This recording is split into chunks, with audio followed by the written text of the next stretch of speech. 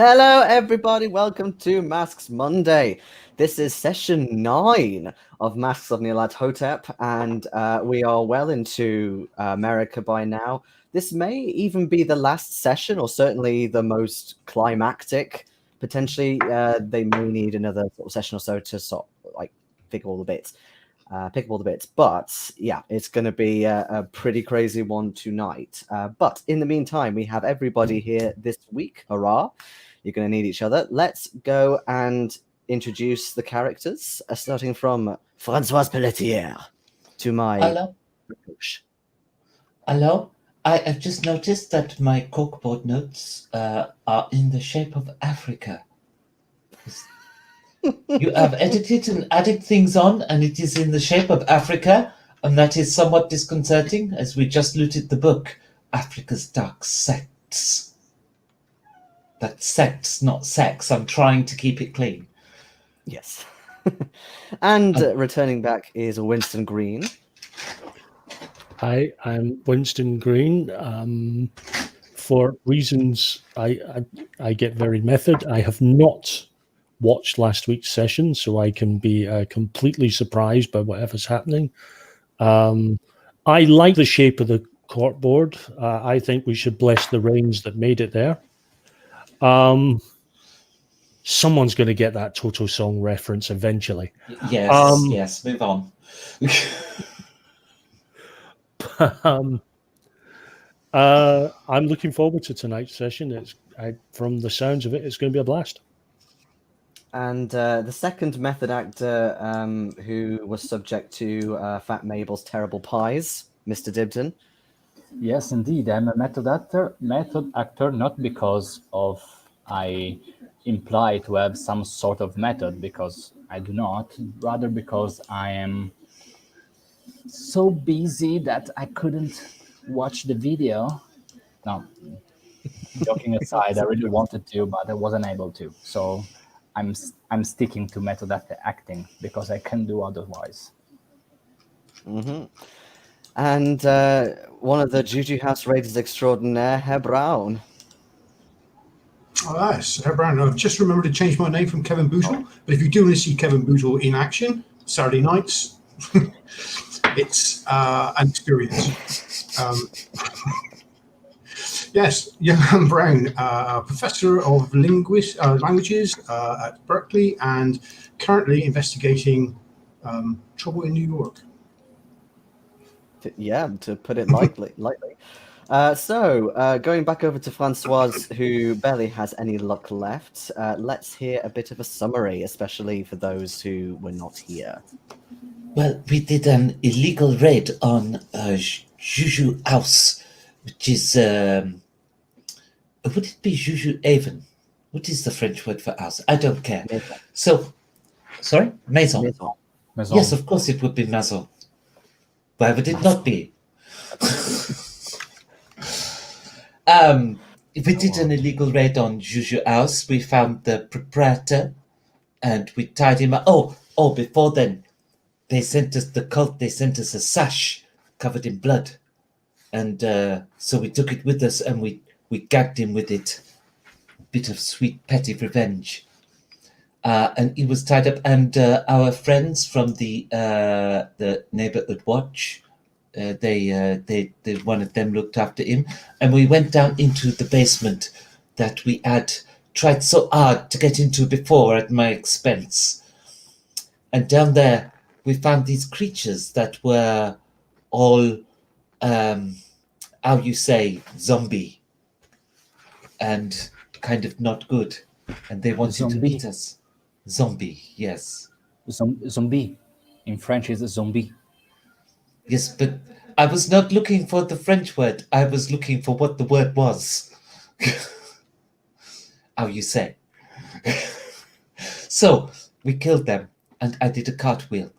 And then we looted the place, and we found much of interest. Some idle thing I can't explain. An headband that has cuneiform on it, a burnished copper bowl etched with unrecognizable runes and symbols.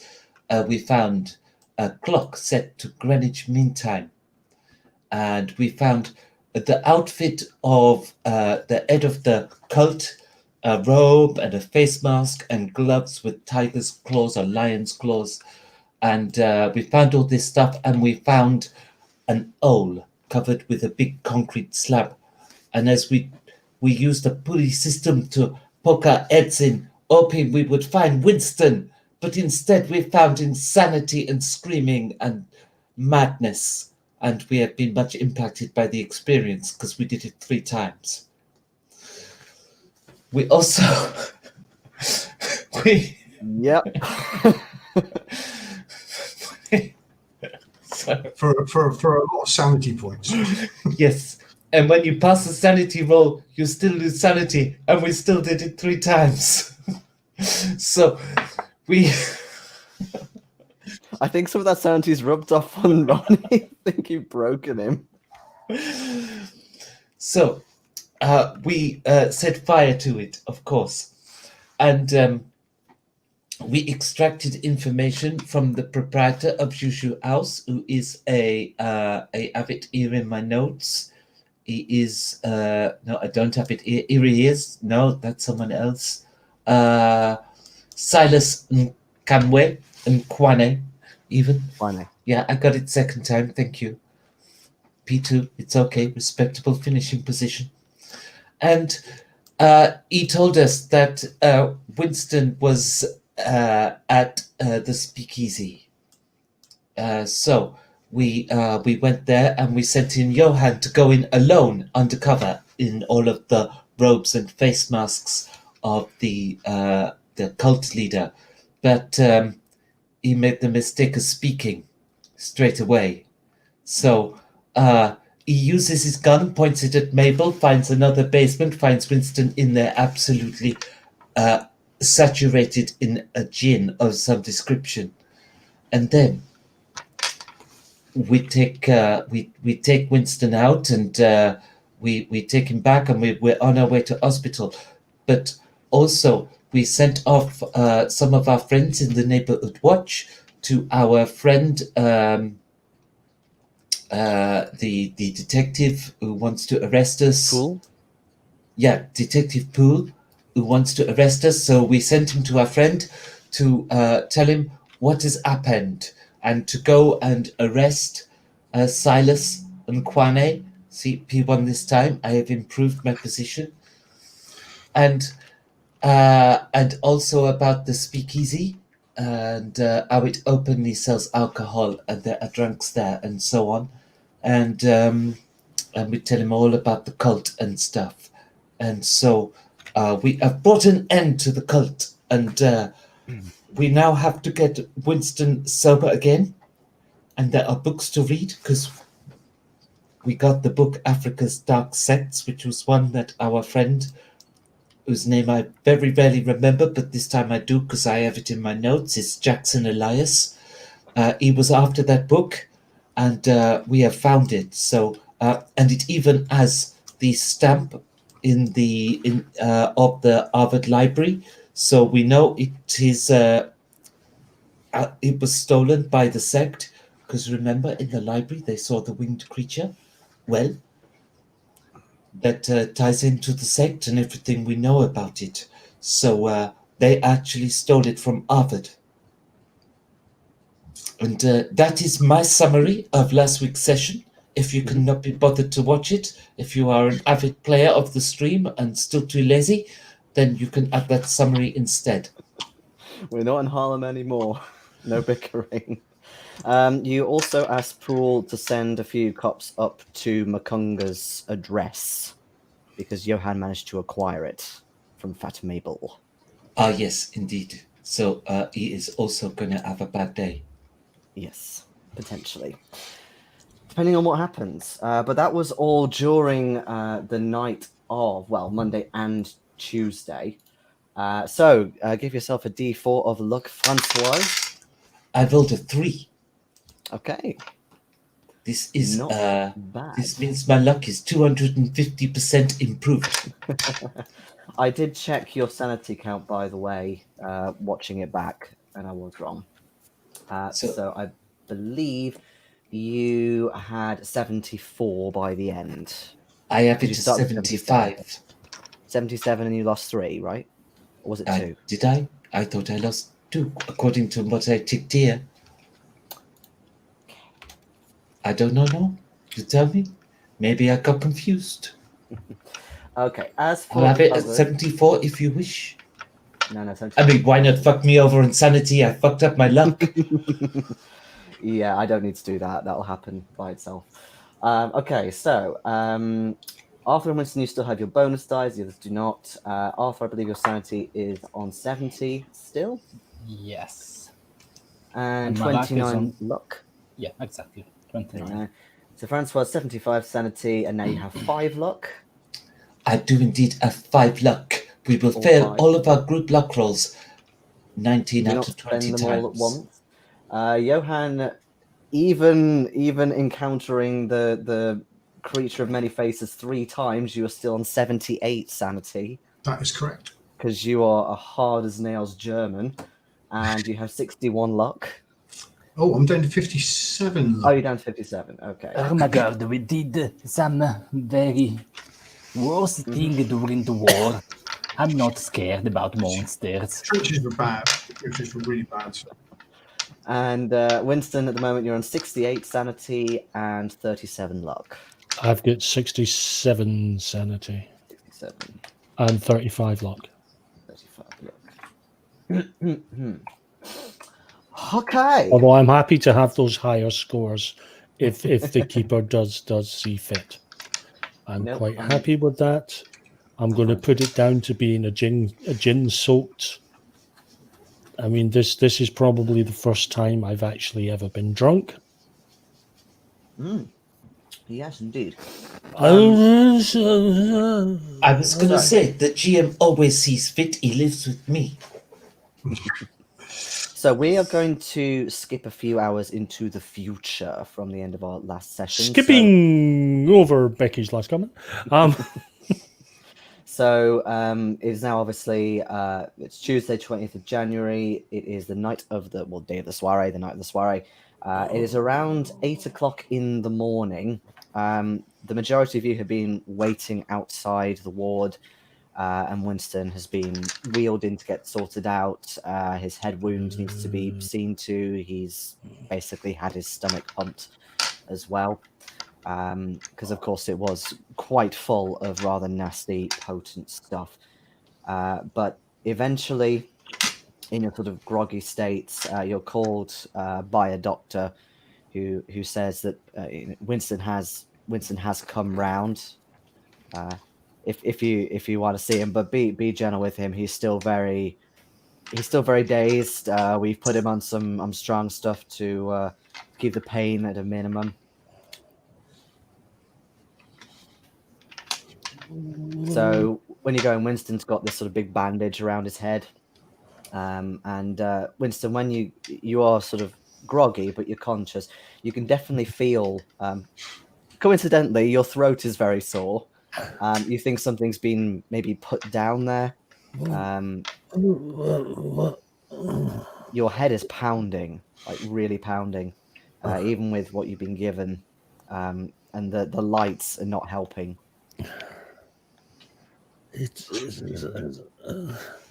That's what happens when you're not used to rave parties, Winston.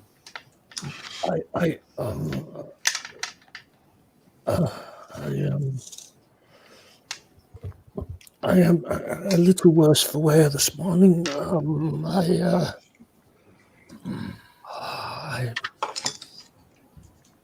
Where was I? I can't even remember where I was. Well, Your memory is quite hazy. you were tied up in the basement of the speakeasy when we found you. Why was I in the speakeasy? Possibly more important than that. Why was I tied up in the speakeasy? The cult captured you. From the theatre. Do you remember the theatre? You have vague Yes. You were about to become a central part of the next ritual. Oh, They were going to kill you. There was a fleshy mass of faces, and they wanted to put you in it. I think I would. There was a what? A fleshy mound of faces, all screaming in agony. Ah, yeah, that makes sense.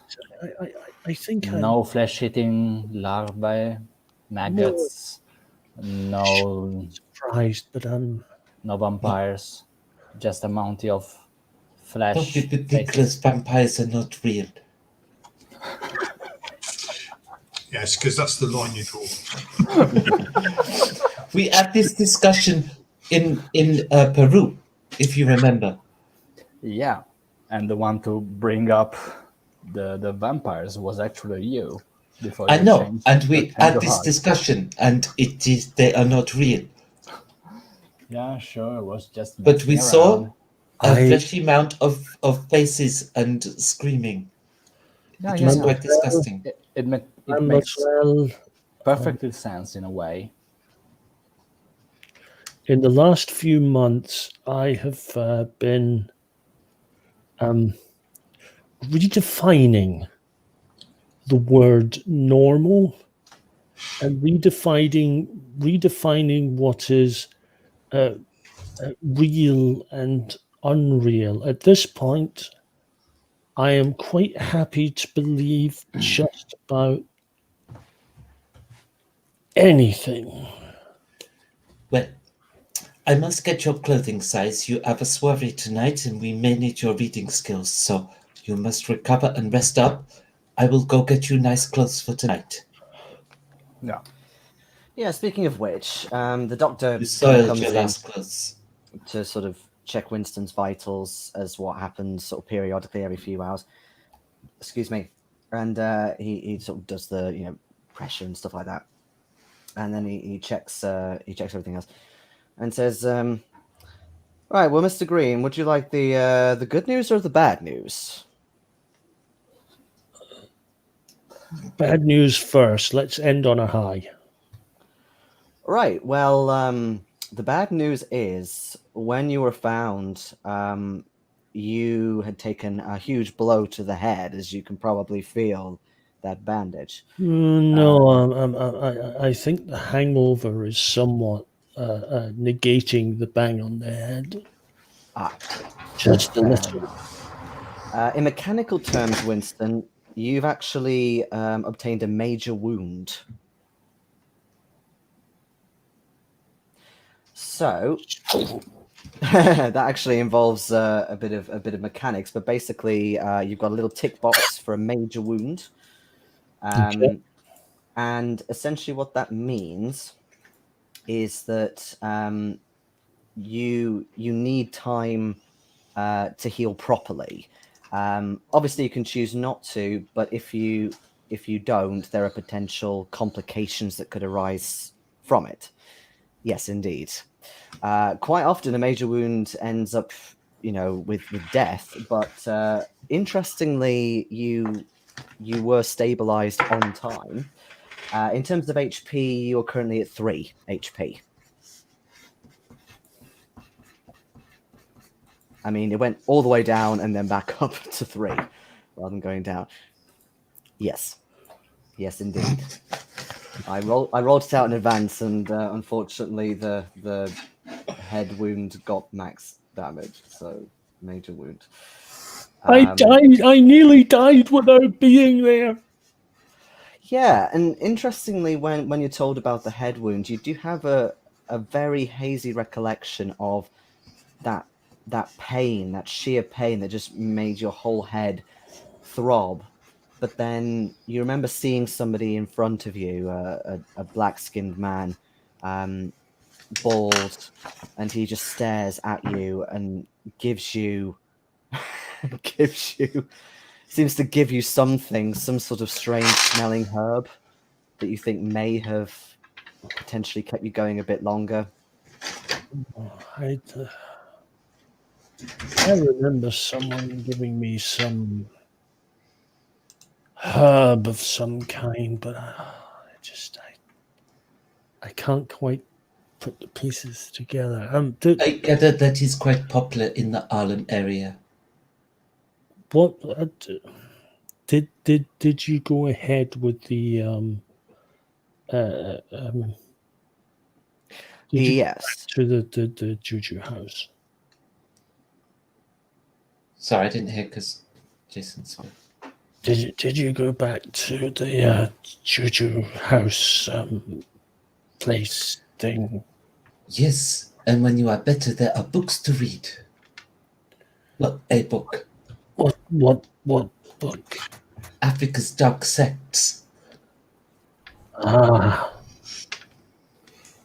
Also, you will have in with that librarian now because it has got the Harvard stamp on it.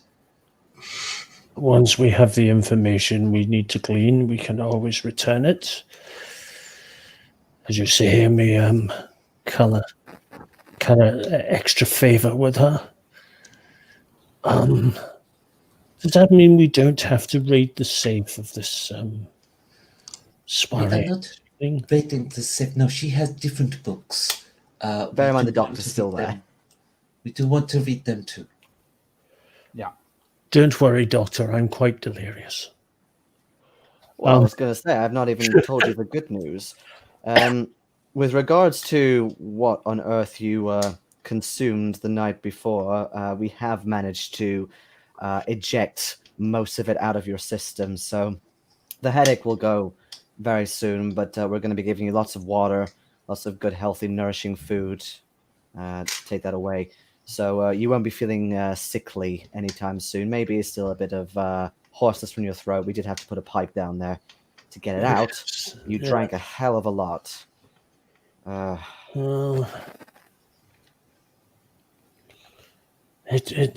suppose it makes sense that my throat is somewhat hoarse. I am a bit of a stallion after all. Yeah, well, if you drink anything like that amount again, then you'd be dead. It's in my defense, I've never drank anything like that before. You better be careful at the party tonight. I think Party. He needs to rest for at least a week. You can't be going off to a party. No, Have you not learned no. anything from this? No. Doctor is not. I am Arthur Dibden, a fellow medic. I will keep a close eye on him. No, we put him in the library reading books. Yes, sure. Well, you're adults. You do what you like, but if you end up back in here alive, well, you'll be out of pocket. Speaking of which, I will get your bill sorted in the meantime. Here is a menu for your breakfast, sir. Oh, thank you. You even have a menu for breakfast in the hospital. It's What the a fuck? basic menu, but there's sort of cereal or pink grapefruit. Nothing. I deliberately scratch out the word "or" all the way down and just tick everything. Took everything. Okay. All right. Yeah. So you're brought in your breakfast by a very pleasant young nurse. She also gives you a morning newspaper. How Thank you. boring. Thank you. Well, Most, normally Yeah. it would be.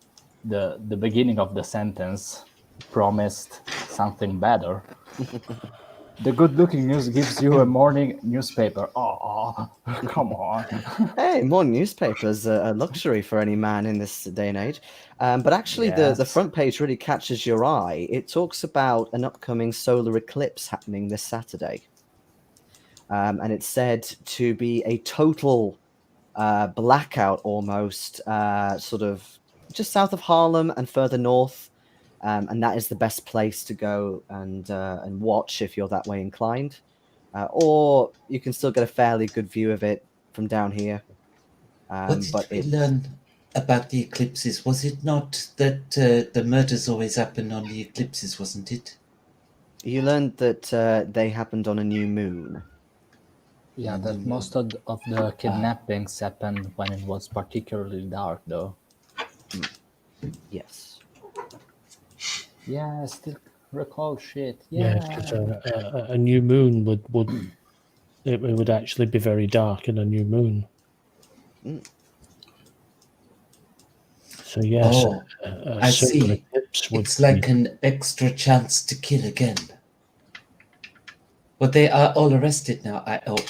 We will speak to our detective later.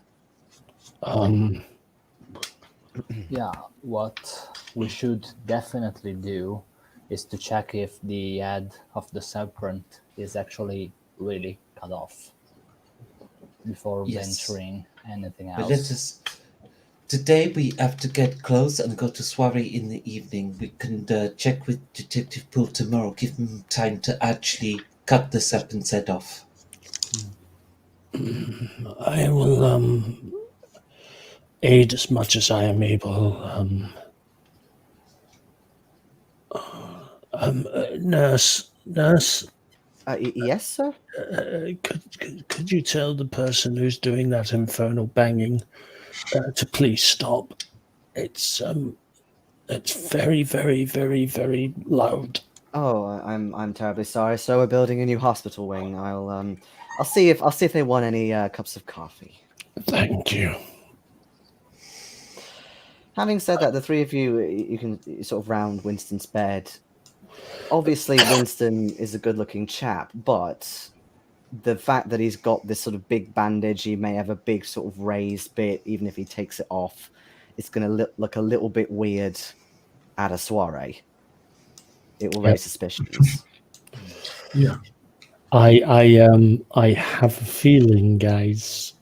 I say this as a player. I've got a feeling Winston's not going to be much help tonight at the soiree. In fact, my presence might be just an unnecessary distraction. I might actually be a detriment. Because I thought we were going to rely on your credit rating to give us some leverage. Well, you might be able to find a suitable hat. I should go out shopping. Yeah, and a nice looking Ushanka up to here. You don't look Russian. Or a fez. You could wear a fez. Yes. Yeah. It could be a black Russian.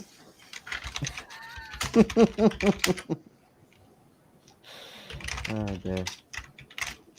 And for the benefit of the audience, yes, other drinks are available.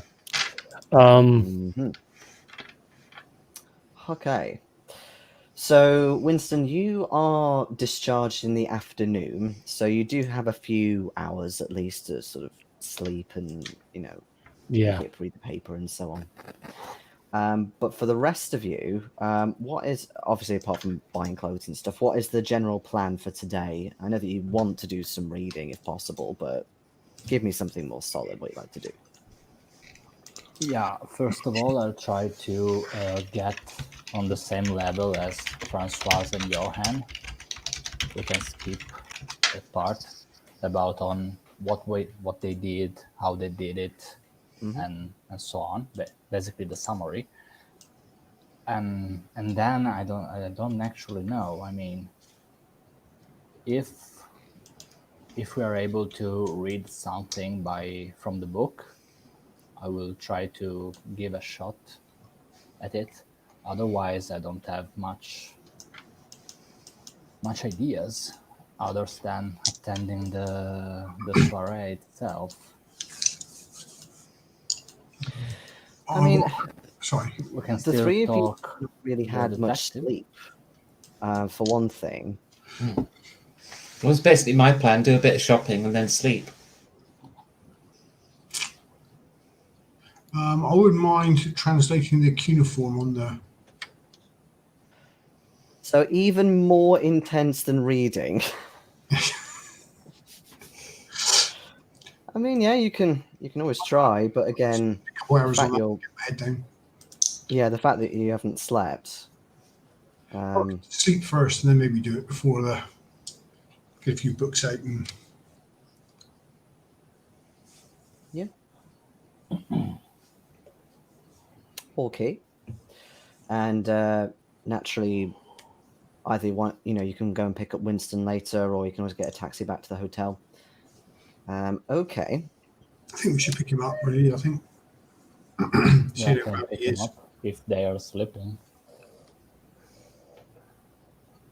Cute. Well, to be honest, when you get discharged from hospital, you don't really get much choice. You have to wake up and stuff. So. No, I mean Francoise and Johan. If they're sleeping, I can pick Winston up from the hospital. Yeah, fair dues. No worries. Okay then. All right, Johan, you get some sleep, and yeah, you take a good look at this this band. Fortunately, there's not that much to translate. Looking at it closer, it's not like pure cuneiform, but it's close enough that you can pretty much kind of like with German to Dutch. It's very, very similar. So it takes you maybe a little bit longer than you previously anticipated, but you can still do it. So can you give me a cuneiform roll, please? Ooh. And that is a 9, which is it's just a horror success, not an extreme. You can make it an extreme if you How, want. how far off the extreme are you? 5. Have you got the luck for it? I do have luck for it, yes. Go on then, I'll spend the 5. 52. Okay. Awesome. Okay. So it takes you a while again because it's not quite cuneiform, but it's similar, and also the words to start with, or even in English, they kind of appear like gobbledygook. There's a lot of strange terms in there, almost occultish. From what you know, given the extreme roll, you think that the runes are written in almost like almost a mythological language. You've seen this once before when you went to a lecture about Atlantis and sort of Atlantean script. That's the closest you can possibly get to it, which is obviously very surprising to you. You gauge that it's some sort of protection device, essentially relating to a specific creature. So you're not sure what they are exactly. The best way you can describe it is creatures of the night. But you think with wearing the headband, you will be protected from said creatures. Okay, thank you.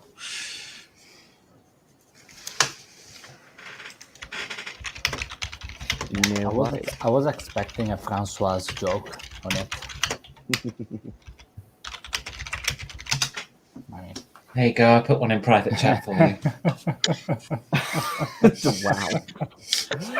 I was expecting just that. Thank you, Francoise. Thank you very much. You're welcome. Don't disappoint. So, Francoise, are you going to have a go at reading or skimming a bit of Africa's dark sects? No, I'm going to buy clothes for myself and Winston for And the then sleep. evening. I put a link in the private chat of a suitable picture that shows men's clothes with a hat big enough. So suitable clothes for an expensive soiree, and then sleep, because honestly we've got to go through the soiree and I'm exhausted. So there's a time and place for reading. If I may, I wanted to give a look to the Dark Sects book. Yeah, it depends how much you want to look at it, really. I mean, in terms of examining the book, you can definitely do that, no problem. So basically, it's sort of it's got the title and a picture of Africa, the continent of Africa, stamped on the front. Interestingly, it's only a few years old, this book. It's dated 1921, but it is in very poor condition. It's obviously been transported around a bit, maybe. Spine is broken, things like that. Lots of pages are actually dog-eared as well, folded in. And also, you notice as you're sort of skimming through the pages, there's some notes written in pencil in a different language. If you want, you could make me an education roll. Just a sec. So, is it not French, Latin, Spanish, or English? The written notes, no. No, All right. they are none of those. You said education check, so here I come. That's a 53, which is a regular success. Okay.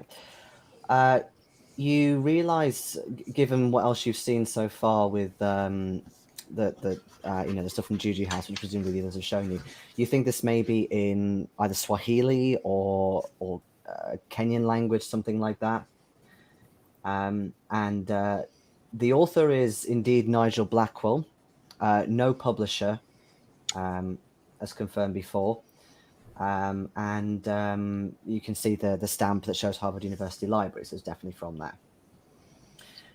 The book itself is in English, although there's no kind of proper index pages or anything like that, no content. So if you were going to read the whole thing or skim it, it'll be a bit convoluted to do. But if you do, can you please give me an English roll? Or language English? Will. Where is my value? Where is my value? It stopped midway. That's a 60 out of this 84, which is another regular success. Okay. Coolio, yeah. So it does take you at least a couple of hours, really, to get to 3 hours in total, because you kind of have to keep stopping and starting.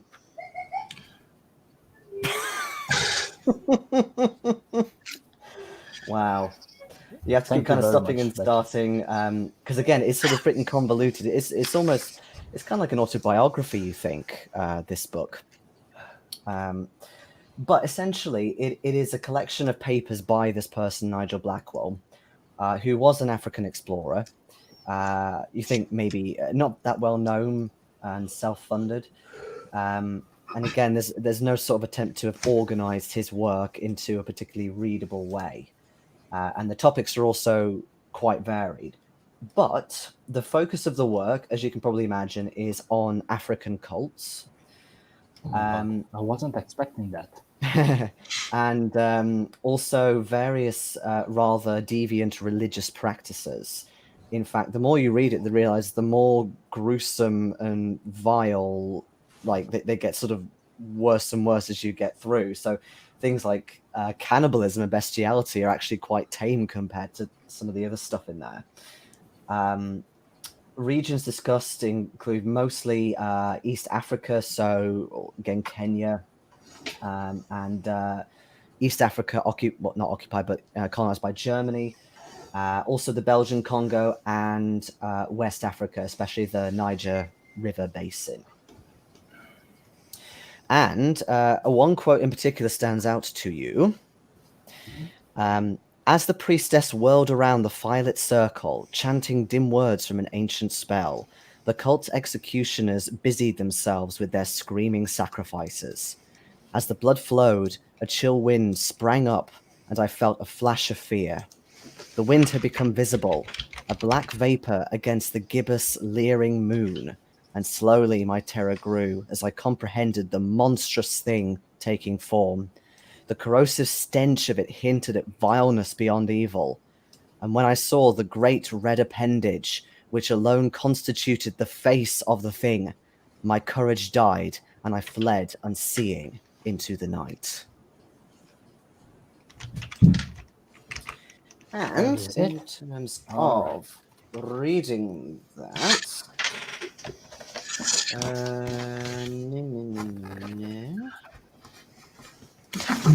and today's Comic Cthulhu episode is brought to you by the letters F, U. I hope everyone appreciates the low tech group chat. That's okay. Okay, so Arthur, my dear Arthur. Oh no. This stuff greatly disturbs you. No, it doesn't. Especially as a medic. The sheer graphic language used in this is horrifying, and you lose 8 sanity from this. Holy fucking shit. Just by reading this. Can you give me an intelligence roll, please? Oh my god, This is intelligence. to find out whether or not you realise. That's 65, which is a base success. 65 out of 65. It could have been way worse, but Yeah, it but was it's still a worse enough. pass. It's still a pass, Yeah, shit. which means a bout of madness for you. Oh boy. Okay, right. Let me just make. a That's note. because I was sick last session, wasn't it? Quite isn't it? possibly, yeah. Quite possibly. You haven't lost a fifth yet, but it is definitely enough for a bout of madness. So, can you roll me a d10, please, Arthur? I don't want to. That's a 4. I pass out. Okay. Right. So. Okay. So, fortunately for you, the effects are not long, but they are certainly intense. You start seeing, everywhere you look, you start seeing things almost become fluid, almost like the red of blood. Everything around you also has this sort of tinge of red, and you can almost smell sort of corpses, dead things, and this has made you feel extremely paranoid. It's sending your heart racing, and you're so worried that if you even leave your room at this point, it could just get worse. So yes, at the moment you are paranoid. Unfortunately, not for very long, about half an hour.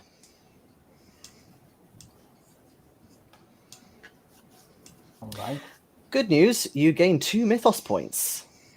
Oh, my first 2 mythos points. Yeah, I know. You're a baby mythos. Yeah. And just to remind you, that was only a skim of the book. If you want to do a proper reading, that can take sort of several weeks, depending on what the book is. And of course, now that you've got the book handy, you could, if you want, go and try and do further research at some other point. The benefit of reading the book whole is potentially you could learn some more stuff in there. You might even learn some magical things, again, depending on the book. But Wizard just or as a general wizard. mechanic thing. Yeah. Right. Just Giorgio, just beware the smiling keeper who says, you know, there's some extra benefits if you read the book even more. Well, there are. If Yes, you, but if you need to usually reference something quickly as well. usually when people say that, they don't look, they're not smiling with a malicious glee. There's a way of saying in Italy that says abbiamo fatto 30, facciamo 31. Yes, Which exactly. basically means since I'm already there, I'm going all the way in. Well, you can read it if you want, but it will take you several weeks. Yeah, I'm gonna potentially. do it in every free hour that I get. I'll try Okay. to read some. Okay, cool. Yeah. But yeah, for According to the moment- benevolence of my keeper, please. Thank you. Okay. Just make sure to write down everything you learn in a neat and orderly way so that the next character doesn't have to go through it all again. Exactly, yes. Yeah. So I put Yes, down that you're make- reading Africa's Dark Sex. Also, as you can probably Adesso- imagine, you can only read one book at a time. Yeah, sure. If you want to do that. Yeah. Multitask. I think maybe seeing there's several books we need to read, and with what's just happened to Arthur, we might have to read a book each. Yeah. So we can all go partially insane in our own ways. Or kill one person. Yeah. Spreading the load. Spreading the load. All right. Okay, so that is Africa's Dark Sex for you in a nutshell. Cool. So after that rather horrendous afternoon for Arthur, your face is now white as a sheet. It kind of matches your shirt front very well. Amazing. Or they're red in your eyes. Indeed. Although, fortunately, yeah, by the evening that is starting to wear off. Any last things that any of you want to do before the soiree? No, thank you. The book is good where it is as of now. Yeah, I mean, in terms of hats, as I put in the chat there, right? For myself, if we're going to do this with me actually going, we're looking at either finding a wide brim fedora or a wide brim Panama. We'll get it to wear it indoors, so it's just wow. Just take your hat off and get to the house. Winston, I forgot to ask you. Your Bible, is it small enough to like fit in your pocket and you keep it on you, or is it something that you've been keeping in your hotel room? It would be in my hotel room. I'm not Hotel going to room. care. Cool. No, I'm just It's a full Bible. It's not a Gideon. okay. Cool. And actually, when you are brought back to the hotel, you are discovered to find that your room has been moved to the ground floor. Although the receptionist has explained that was done on request of the others because of the fact you were in such a state, so you wouldn't have to go back up to the 11th floor. Have you brought all my belongings to the new room? We thought we'd get Oh, you yes, new belongings, so we threw it all away. You're welcome. Oh, the ladies there. Very amusing. I know you're being funny. I'll try to laugh. Ha. Ha. We Ha ha. we did have to bring Ho, down ho, quite a lot he. of bullets, so you have quite a lot of them. I point up at my head and say, one can never be too careful. No, apparently not. I heard from James this morning that you had to be rushed to hospital. I hope you're feeling a bit better today, sir. Yes, and I would like to say it's because I didn't bring any of my bullets. Ah. If I had brought some of my bullets, and preferably a gun to fire them with, And it speaking might of have turned out differently. speaking of bringing things, is there anything, obviously apart from yourselves and your good looks, is there anything else that you are bringing / taking with you to the Carlisle estate?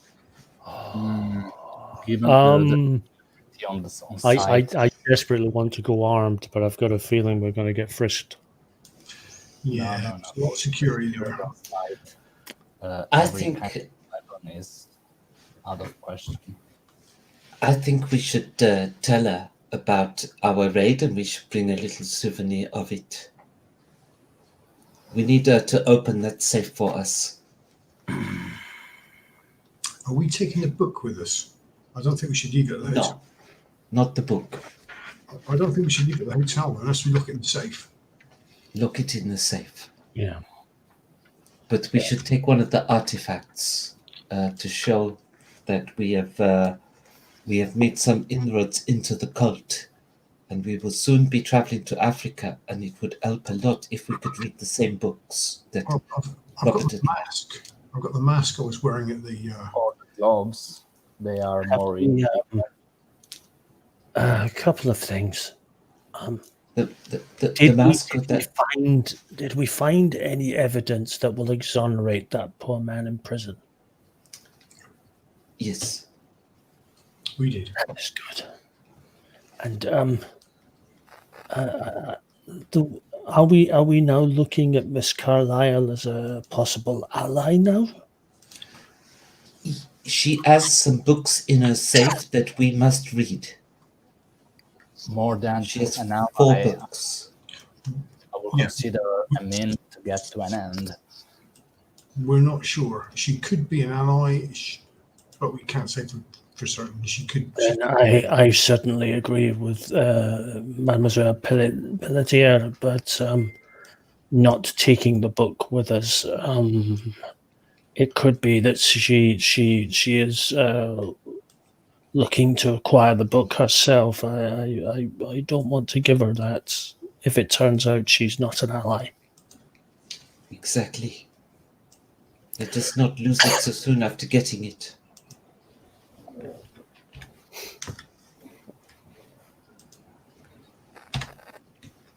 Okay, so what are you going to take with you to schmooze her with?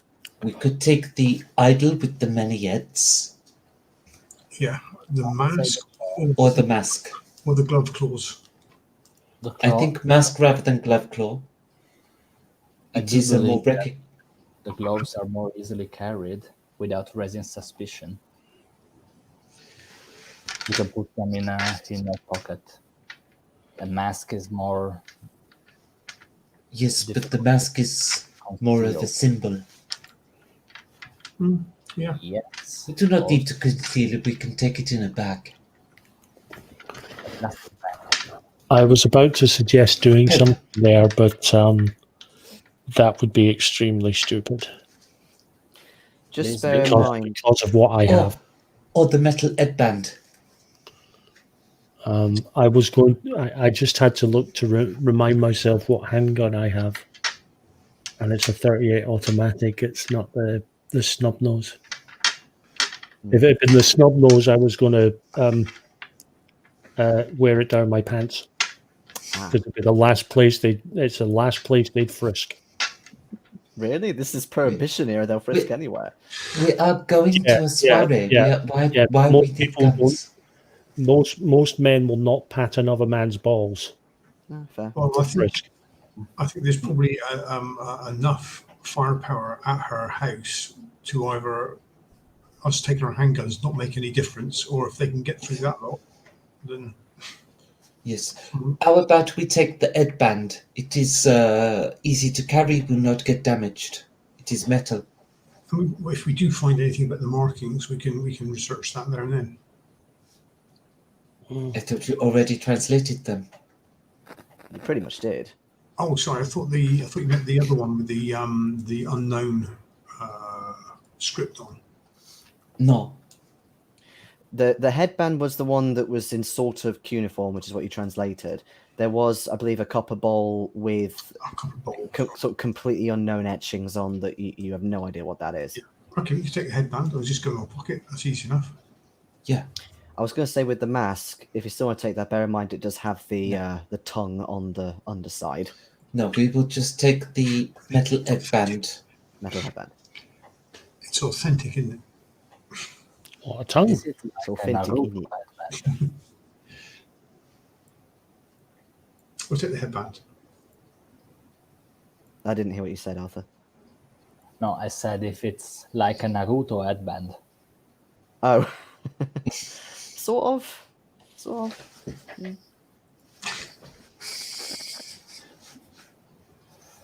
All right. So we are taking the headband with us. I'm writing it down. And by the way, you have been sent some invites as promised by Lily's PA, Lily Diamond. So it basically says Friends of Lily Diamond as invitation to this soiree starting at 7 p.m. We must of course arrive round about 8 o'clock. Of course. That shouldn't be late. We don't want to be too early. Because we really will draw attention to ourselves if we go too early.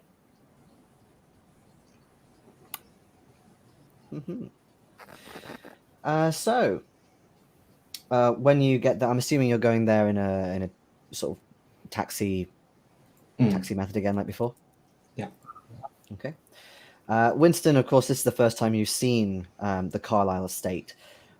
So you're basically about half an hour out of Manhattan and New York. And this is a huge mansion, sort of out more in the countryside. Interestingly, it is quite well guarded and protected, which maybe raised an eyebrow. You can see that there are guards on patrol, some of them even with dogs, and they are all indeed armed, as Johan said. Sort of barbed wire fencing around as well. Well. What a quaint little townhouse. As you can see, your gun would make no difference here. Indeed. When you go in, you of course hand in your invitations to the host, and he does instruct a light frisking for the men only. Interestingly, you can already hear there's some music playing, very sort of Charleston style jazz music, and he sort of invites you in and says, I hope you enjoy yourselves. I know this is only a small affair this time, but still, I hope you enjoy yourself nonetheless. And by small, it really isn't very small, unless you're sheltered as fuck. There's about 200 guests here, for one thing. You are presented with martinis on arrival, and you are escorted down. Basically, in terms of positioning, so you go through the drawing room, which is where you were before when you first came in. Of course, it is drawing room. There is sort of a men's and ladies' room if you want to get freshened up for anything, but you are led down now which side would that be? That would be the west wing, down to a very large ballroom, and obviously the music is in there. There appear to be some burlesque dancers as well upon a little platform. A few girls doing that. There's talk of a magic show later, even like a firework display at midnight. There's lots of canapes, food, nibbles, etc. Lots of very nice, high-class people. Lily finds you fairly quickly, and she sort of calls you over. She says, "Oh, darlings, how wonderful to see you again. Thank you for coming. Mwah, mwah. I love the lines of your dress. They are just so exquisite. Oh, you're most kind, mademoiselle, and oh, you're looking dashing tonight, as are your gentlemen friends here. Very, very nice indeed. Let me introduce you to the girls." And she sort of takes you around and mingling and so on. Okay, much screaming later. Much screaming later. Yes. Like, something. All right, that kind of screaming, not bad screaming. Okay. Yes, you see a flapper girl, make me sanity roll. Actually, did bring the book with I us. probably would, actually. It's inverse intelligence rolls. Yes. So you can see on your right, sort of out of the window, there appears to be a large courtyard. There are things getting set up there as well. Interestingly, even though it's been snowing outside, and you even remember on the radio this morning, they were talking about sort of record level minus temperatures. The snow has actually all been shoveled out of the way. So it's perfectly walkable, and people seem to be setting something up, you assume, for fireworks later. So it's all quite a military operation. Lots of servants coming around with hors d'oeuvres and so on. You do occasionally see Erica. She is there, but she is obviously mingling with a lot of people. Everyone wants to speak to her, and Lily also doesn't help but talk about her at times. And she says, "Well, yes, I hope you get to meet her. She is really quite wonderful, but as you can see, she obviously has a lot of talking to do, and I can't even get a word in edgeways with her." Of course. So obviously you've got at least a few hours to kill. Things are announced, like sort of when certain important people come into the room, say when the magic show begins, things like that. But you do have the freedom if you want to at least go a little way. But obviously, if you're going to be snooping around, upstairs and stuff, you'll be noticed.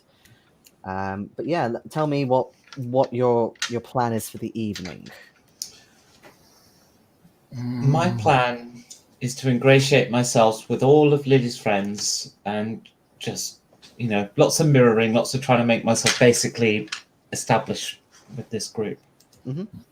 I want to look for Joe Corey to see if it is at the party and what is he up to. Yeah, I mean, he's pretty easy to spot given how big and tall he is. Yeah, he is either in close proximity to Erica. He's not right next to her because obviously very sort of high conversation. He's not really there. Normally he's either positioned sort of near food. You can see him sort of take a couple of nibbles every so often. He's sort of directing servants every so often as well.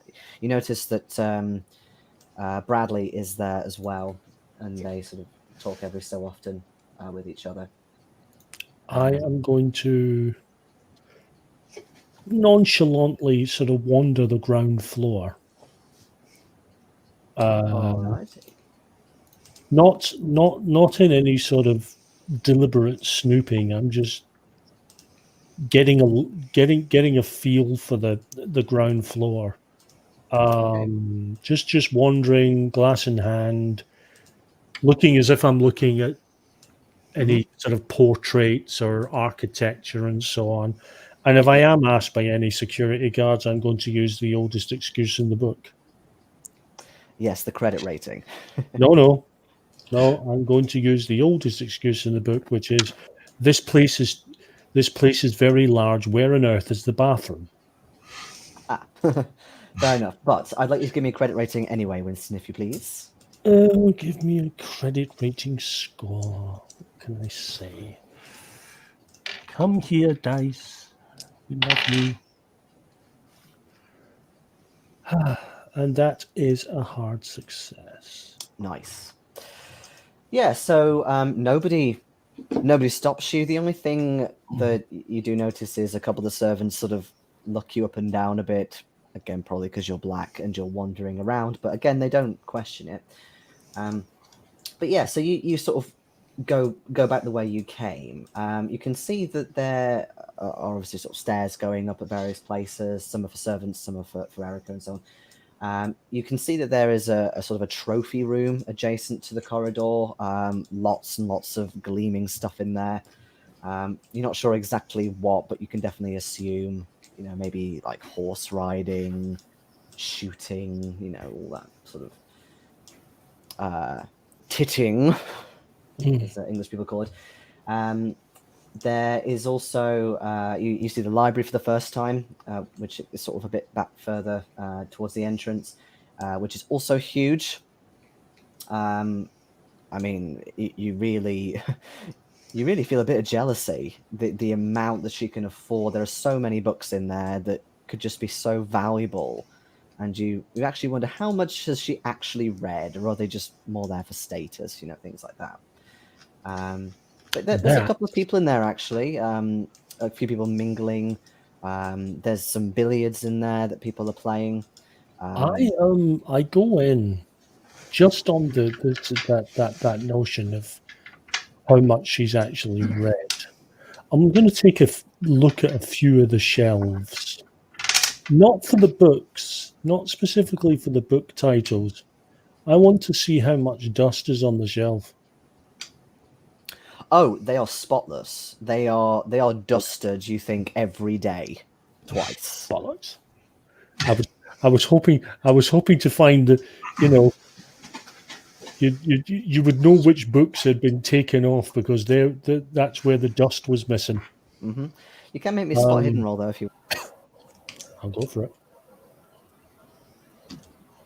Oh, Can we really do this?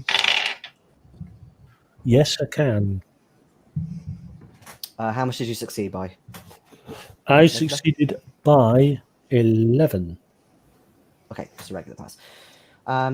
Yeah, like I said, it is spotless. It's clean from top to bottom. But she does have quite a big occult section. Nothing particularly peculiar or relating to Africa, but there's lots of Edgar Allan Poe poetry.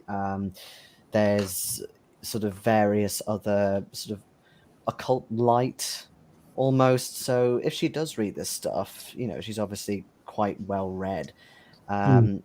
Fairly unremarkable, but yeah, sort of traditional magic and things like that. You also notice that there is a load of sort of in different languages as well. Like there's some French there, even a bit of Spanish. Oh, interesting. Just making a mental note. Watch a bit of billiards. well. Mostly because it's an extremely strange game, which I have watched many times and I still don't understand it. Fair enough. Well, I'm just sort of watching and zoning out a little bit. You get a few hellos from people in there that are mostly sort of rather dashing white Americans. You hear the sound of a few people coming in, and you notice that it is Erica. She's with Bradley, and you get the impression that even though she's at a party, she's constantly organizing, sorting stuff out. And you hear her talk to him about sort of accounts, business stuff, a lot of money jargon. But she's not really paying much attention to people in the room. You think maybe she's getting a bit of a breather, or maybe it's a bit quieter in here so they can talk. And he's sort of writing stuff in his book. Yes, Miss Carlyle. Yes, you do have yes, your appointment's on Monday. Yes, and oh God, yeah, absolutely. Well, can you get me another martini? Thank you. Oh, I haven't touched this one yet. So you're offering your drink to Erica? Yes. Well, I haven't touched it. I don't drink. I've been wandering around with this bloody glass in my hand. Yeah. But obviously she doesn't know that. She sort of looks confused at you and says, must be something wrong with it. And let's get two of those over here, please. I am somewhat embarrassed. A few family yesterday. We rather overdid it with the gin, and I am a little worse for wear. So I'm policing myself. I haven't touched this at all. Oh, don't worry about it. Just leave it down there, and the servants will pick it up. Okay. And yet you made it to my soiree. How very good of you to still turn up. Who? I wouldn't miss this for the world. I don't believe we've met, Mr.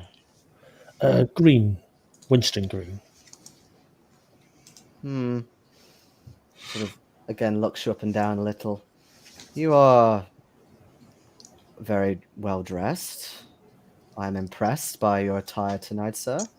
Thank you. I do believe that when a lady holds a soiree such as this, a gentleman, it is a gentleman's. Every gentleman should make the effort for such a lady. Okay, can you give me a combined credit rating and charm roll, Winston? How does a combined check work? So basically, you roll just one set of dice, and you have to go below both of them. So whichever the lowest skill is, you have to roll under it. Okay. No. Failed it. Did you succeed one on the other? I succeeded on the credit rating, but missed out on the charm. Okay. No worries. Okay. Well, she's not kind of offended by any means, but she sort of laughs a little bit.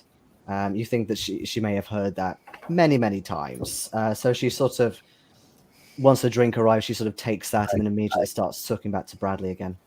I apologize. I am not quite at my best, but you do have a beautiful home and quite a wonderful library. I'm a professor at a university in Los Angeles, and I must admit, I haven't seen a private library so beautiful. Oh, an academic. Yes. What was your major? Archaeology. Oh, a very eclectic subject. I do love learning about the past. I find that it provides a roadmap to our future. One could say that, yes. Make me a psychology roll, Winston. Really? You don't have to, but Well, I'll put it to you this way: if I make it, then I've earned it. you get a tick. Think of all the skills you could tick at the development phase. All you need is 90 luck. No, I need about 34 luck to make that Right. to turn that roll into a success. Not going to happen. Okay. She doesn't. Obviously, archaeology is not her expertise. She's not disinterested, but you think that she feels a little bit out of her depth if you start talking about, I don't know, Giza or some stuff like that. It's a wide-ranging subject. But as I say, I'm extremely impressed with your library. It's one of the best private collections I've ever seen. I would hope so. It is mine. Yes. I wonder. You wouldn't mind if I took some time to have a look at the library. I'm very impressed by it.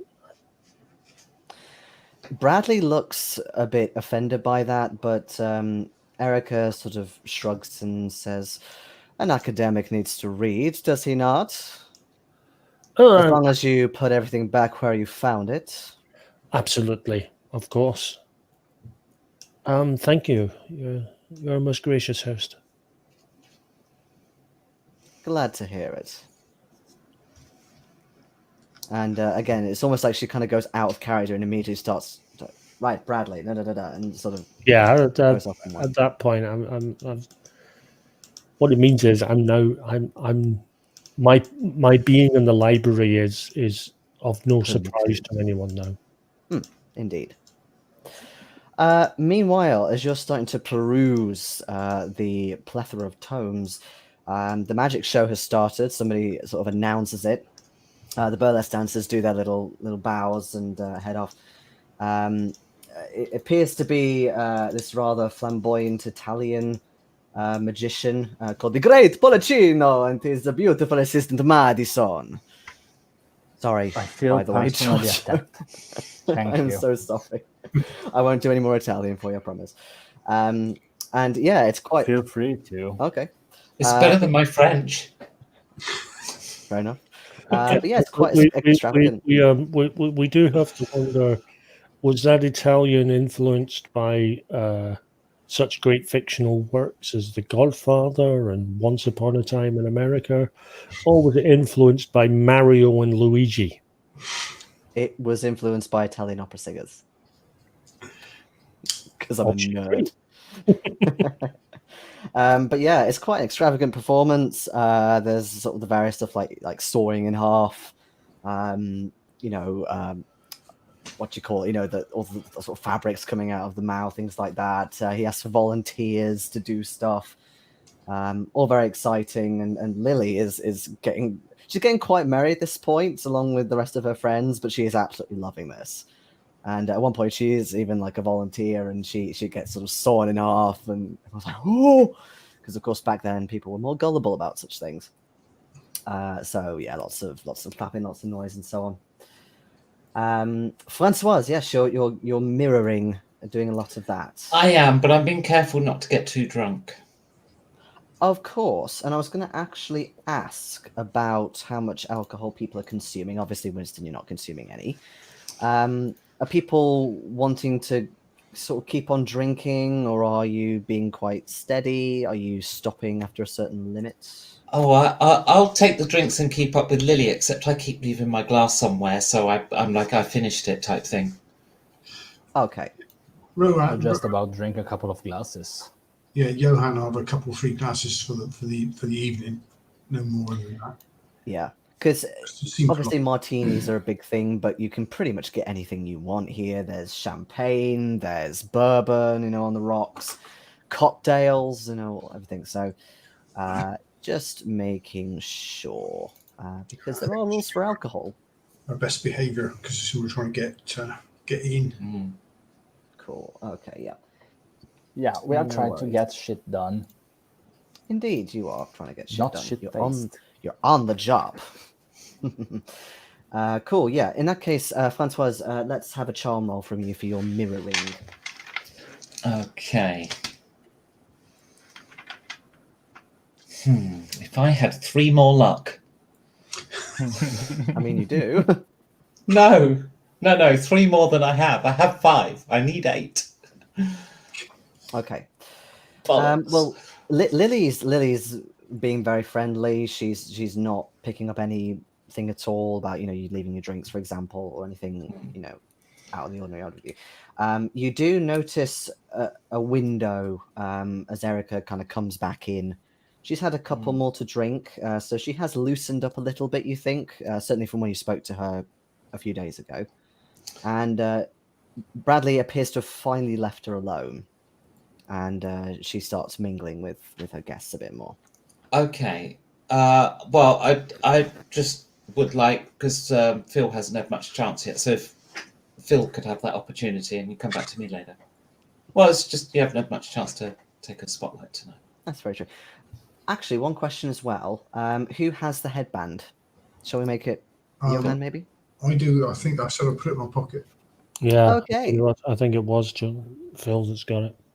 All right. Although, could I Makes sense. ask, I could pop to the loo Okay. and have a fag and make a Yes, coffee. we can take a break here if you want. My bladder would thank you, All and right. my various addictions. All right. Let's take a quick break then. Okay. See you in a sec. Bye.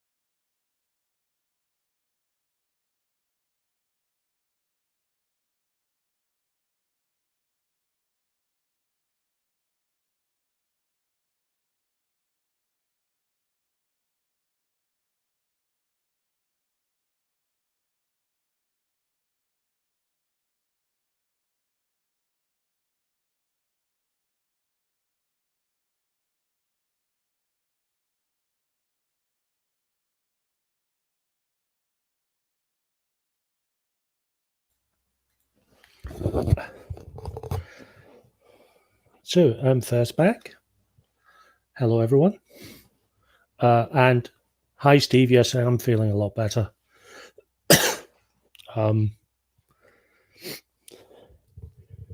The flu, it wasn't a flu. I had a bit of a head cold, which is clearing up nicely. It was still in my throat for a bit on Saturday, but it's cleared for the most part. I've still got a bit of a cough, but nothing major. So yes, I'm fine.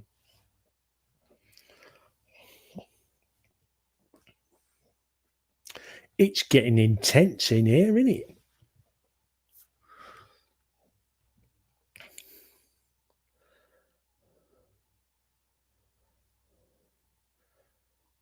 You can tell you're in a really good horror scenario where every player is terrified of making one wrong move. Every decision we make, every move that we make, every roll could be the one that ends us, and not just us as an individual, but the party. And that's quite well done, because pretty much from the off we've been on tenterhooks with every decision we've made.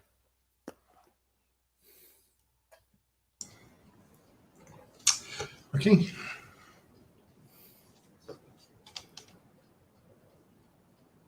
Hope you're feeling better as well, Stephen. Boss, you've been unwell.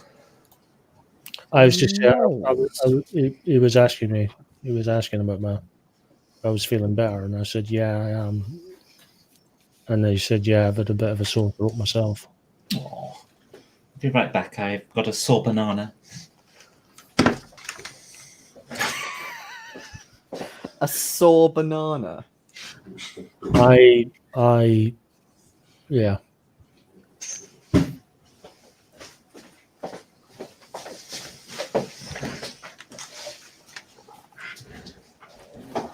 Oh, all right. I just checked the comments. Hi, Steve. Yes, I'm feeling better. Thank you. I didn't read the comments before. I'm sorry. Yeah. Me neither. Because I forgot. I was just saying that you can tell that you're in a good horror scenario when all the players we're worried about every move we make, every decision we make, every roll we make, because we think it's going to be the last. So we're all on tenterhooks, which to me is that shows a good horror scenario, that we're all sort of tense about every move we make. But it's a party.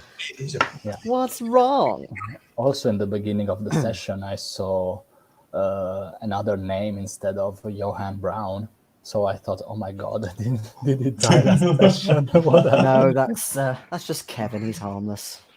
He's harmless. He's married to an AI. He is. from a different planet. Sounds fair. Who's currently locked in an Egyptian dungeon, apparently. And all I And would is say to the nephew of Jason's character. Oh, I- yeah. You just get back to Uranus. there is a film from the 1980s called Society, hmm where the ending of that film is a party, hmm and I've seen bits of it, and it was enough to make me go, no, I don't want to watch that at all. If it helps, I've not seen it.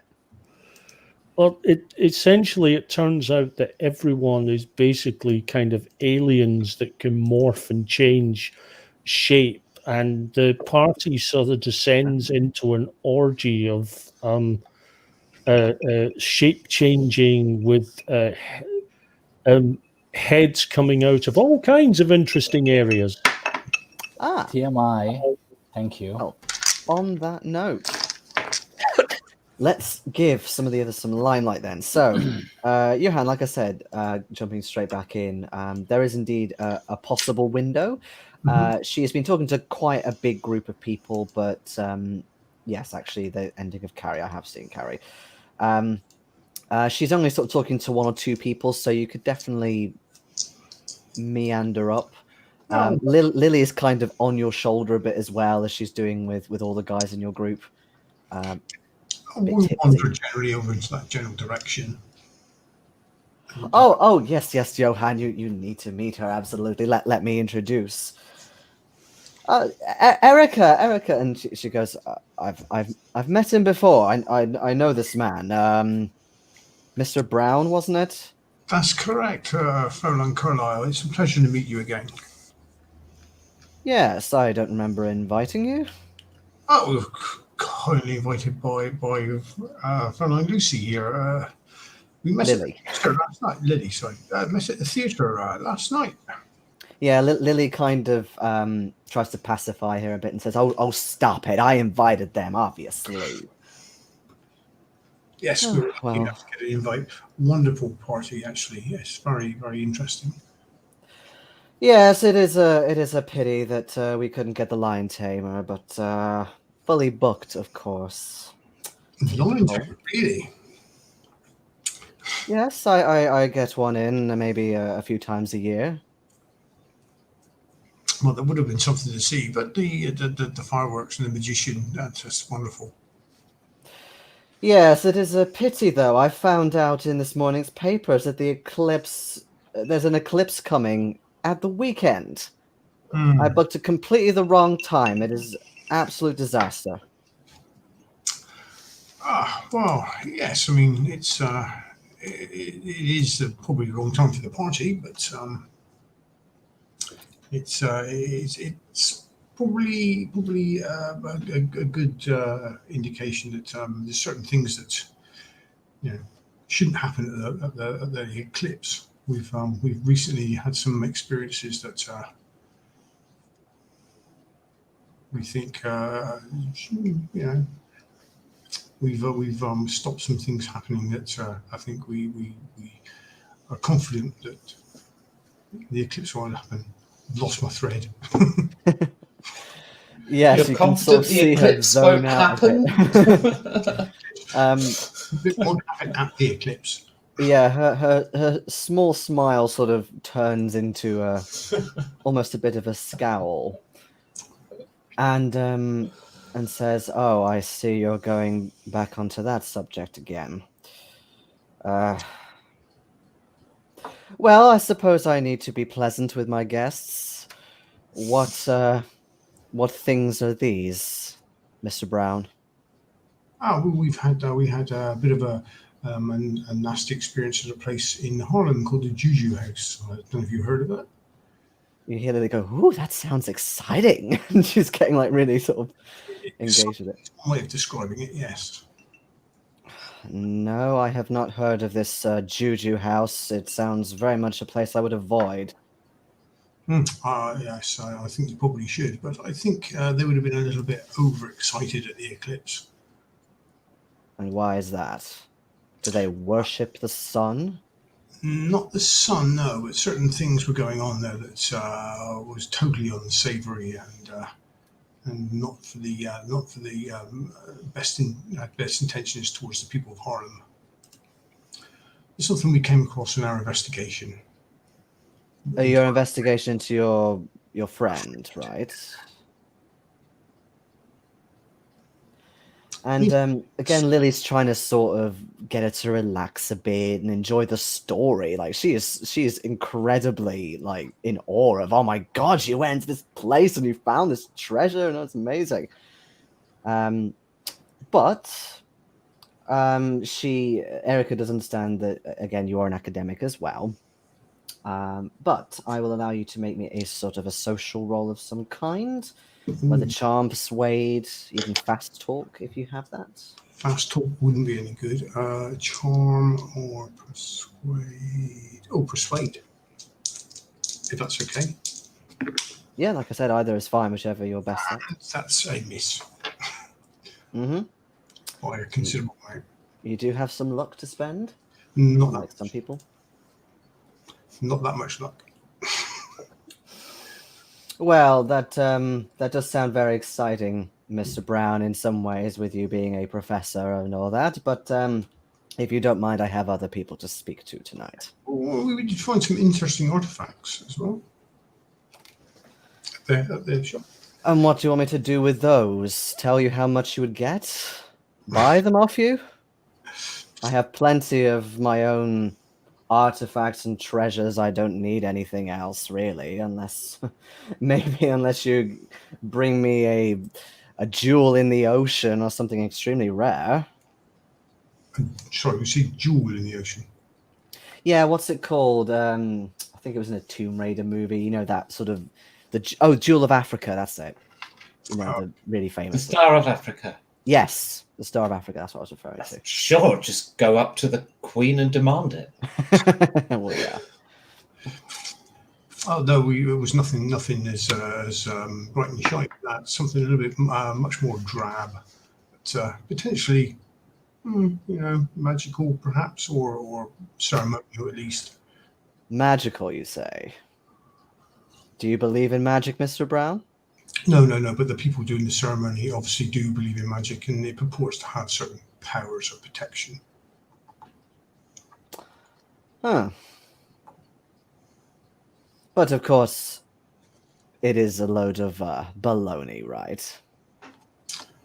Yes, yeah, we have seen some things. I've seen no magic, but we have seen certain things in South America that would give you pause to reconsider. But yeah, Reconsider what exactly? your outlook on the supernatural, really. Oh, well, there are many things that are unexplained, but I myself am a skeptical woman. Even as a well-traveled person seeing many cultures, I am still firmly of the belief that you make your own destiny. It's Shall we always say, best to Mr. be Brown? skeptical. Always best to be skeptical, so you're approaching it from the right sort of angle, anyway. She's, you think, trying to round the end of the conversation. She's getting a bit bored. And she's still confused as to why you're telling her all this. Like, what's it got to do with her, sort of thing.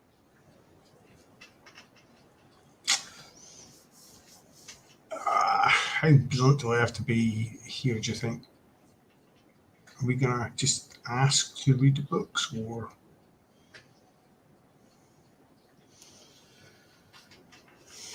From the progress you're getting with her, I don't... We've got 2 more chances, right? In theory. I think I'll go straight to the point.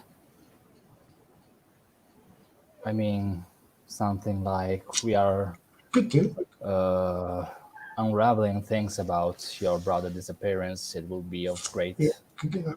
help if you Well, could maybe help Arthur, us you further. see them talking, and you see Johan floundering a little bit, so you decide to intervene. Oh. All right. So I step in. Oh, the tapping on surgeon, Mr. Dibden? Dibden, Miss Carlyle. Dibden. Yeah, Yes. there's no issue. Everybody gets that mixed up all the time. What my friend here, Herr Braun, is trying to say is that we are making a lot of I don't know the word. Fuck me. Just a second. Take as much time as you need. Being non-native sucks.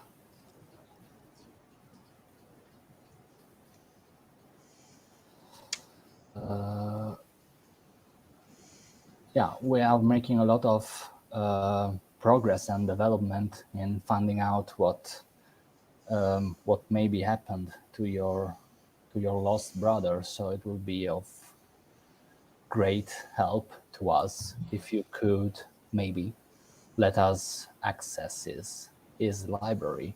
This was more like a token of our endeavors. You Not notice a here. glance around. Oh, sorry, I cut you off. Just repeat that last bit again. Not to come here empty-handed. If he showed already the headband. He hasn't shown anything to her, no. All right, no, because the connection went out a little bit, so I didn't hear everything. Yeah. So No, he hasn't shown anything. He's just been babbling about what he's found in Juju House. Erica glances around a little bit, just her eyes, and says, "And what sort of progress is that, Mr. Dibden?" given the circumstances, I mean, that's a little bit rude of me, but we should move this conversation somewhere else, if you please. That's in your interest. Absolutely, given You probably know my feelings about him, but I would certainly like to know anything useful you have found. Please, let us go to the French room. And the two of you, mostly Arthur, but the two of you are led off. Lily does get the message and goes back to Francoise, and she says, "Ooh, they're having some strange conversation in there about juju house and weird artifacts. It's all very exciting, but it sounds like it's gone a bit private. They mentioned her brother." Yes, I recently learned that a brother was not killed in the massacre. Really? I But do not know that's if huge. I do not know if Erica knows herself yet. But I don't know. I would never ask her such a thing, of course, but that's huge. How on earth did you know? What's happened to him? Is I he am, alive? as well as enjoying. My English is only skill 30. As well as enjoying the the theater, I also I am an explorer of sorts, expedition. Oui. Oh, you all seem to be very into into strange artifacts and things. Oui, yes. So, uh, anyway, ignore all of that. What is important? We found actually when who was the witness that said there was no white people in the massacre? Oh, Where did we get that from? Jackson. Yeah, it was in Jackson's Jackson's. interview. I believe it was the lieutenant. Ah, right, Top yes. of my head. Yes, we have a witness who saw that there was no white person in the massacre, in the bodies that we found. It is a startling revelation because it also means the Egyptologist is also possibly alive somewhere. My God. I But was hoping to talk to Erica about it. Brother had some books, some private books that Erica once showed me. well, I would like to read them so that I know what Roger was looking for in Africa because I want to try to find him. wow. Well, it's been a very long time since he was declared dead. It's possible he only lasted a little bit longer, Maybe especially if he was in the wildernesses in Kenya. All sorts of nasty things in there. it is true they have animals, but I think Yes. the worst creature of all is humans. Hmm. Often a big metaphor in the arts. Yes. Well, I'm sure that she won't be long, but I believe the next item is about to occur. And she sort of breathes in a little bit and sort of does this, as she's obviously had some more drinks. Mhm. But it is certainly a good night, isn't it, Francoise? Oui, yes. I just hope I get to tell her my news tonight. If I don't, I would be grateful for you to pass it on and for her to contact me Oh, about it. well, I can try, but why tonight? Enjoy yourself. People don't get into these things at the drop of a hat, you know.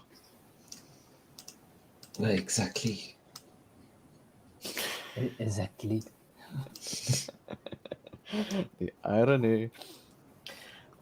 Cool. Okay, so let us jump to Arthur and Johan. So you go to what is called the French room, whatever that is. It's basically like the drawing room, but a different color. So you're led sort of further down the main hall, and yeah, you go in there. The doors are shut, so it is quite sort of private in here. And she does sit you down. There is somebody in there, sort of offering drinks, which she does indeed take another drink, although she's changed to bourbon. And she sits down and says, "So, what is this development you want to tell me about with Roger? First and foremost, I didn't mean to crush your party, but given my army background, I'm not a charmer, so I'd like to go straight to the point. As my A very British thing to do. yeah, you could say that. I trust you on this. What my dear friend Johan was trying to say was that going into the Juju house, we found something that may be related to the disappearing of your brother. It seems that the cult that's operating in the area your brother was killed is operating in New York also. But that can't be. Like I said to you a few days ago, I am somewhat skeptical of their conclusion to the affairs out in Kenya, but the activities that we were told about, they didn't seem organized enough to be a cult. A cult implies that they have a leader, maybe somebody who is in charge of the operations. Yes, still being new into business, you even know that leaders tend to outsource. If they have enough money, but Enough money and enough leadership and enough ascent on people. Still, it really depends on who you rely on. That's not anybody's fault behind, other than the hired gun, we could say. Other than that, we have strong feelings about these cult activities somewhere else in Ireland, for instance. And we brought, as I was trying to say before moving the discussion here, a token about our findings. Johan, if you maybe show Miss Carlyle what I'm talking about. Yeah, okay. I'll take out the headband and lay it on a table or pass it to her, depending on if there's a table close. yeah, there's like a coffee table. Yeah. So what is this? A headband, of course. It's a headband, as I was explaining before. It seems to have some sort of protective power. It seems to be written in a lesser known form of cuneiform. Isn't that extremely old? It is extremely old. Yes, that is true. Yes.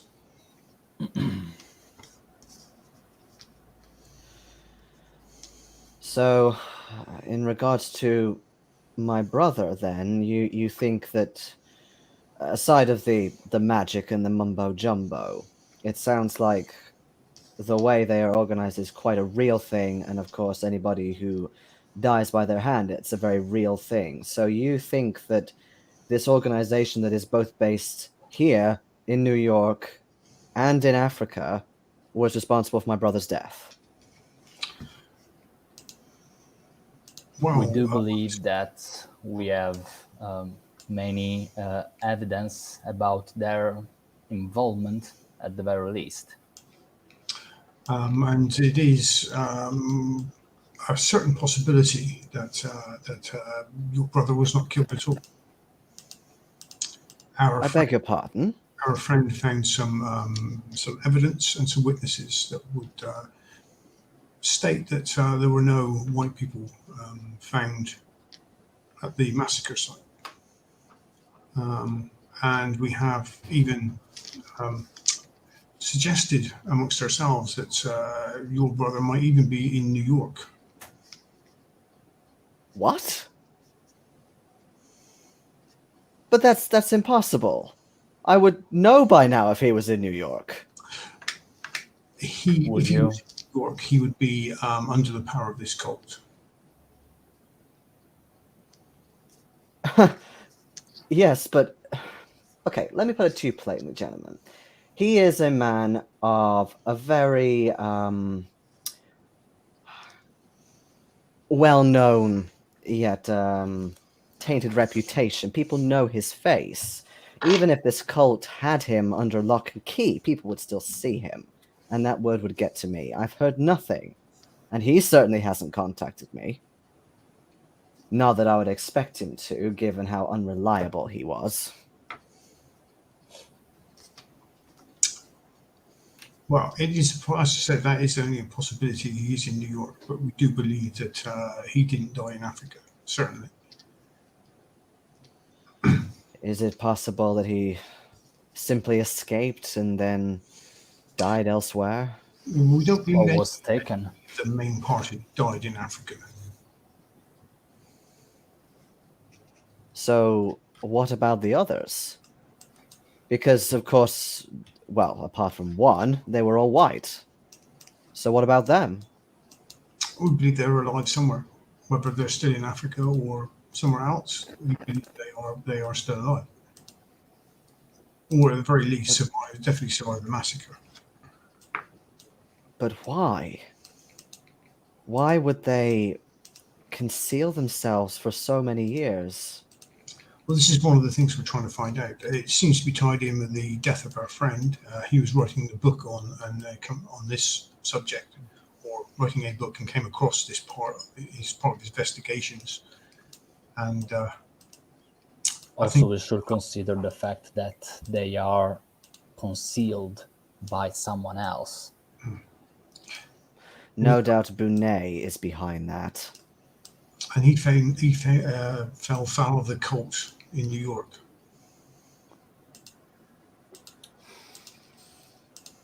And you said you went to this house, and I assume you didn't find anything relating to Roger? Not particularly to Roger, no. We did find a book about Africa's sex, but and some just very disturbing creatures. Yeah, that's more on the mumbo jumbo of the spectrum, if you know what I mean. Didn't see much mumbo jumbo when you were standing in front of them. Shut up, dude. Shut up. But you say you found a book relating to this cult. Arthur, can you make me a charm roll? Or a No. persuade roll? You do have your bonus die, and actually, given how well you've been speaking to her this evening, I'm happy to give you one anyway for that. Yes. So I'm going with persuade. Okay. Because I got a higher value. Yes, indeed. So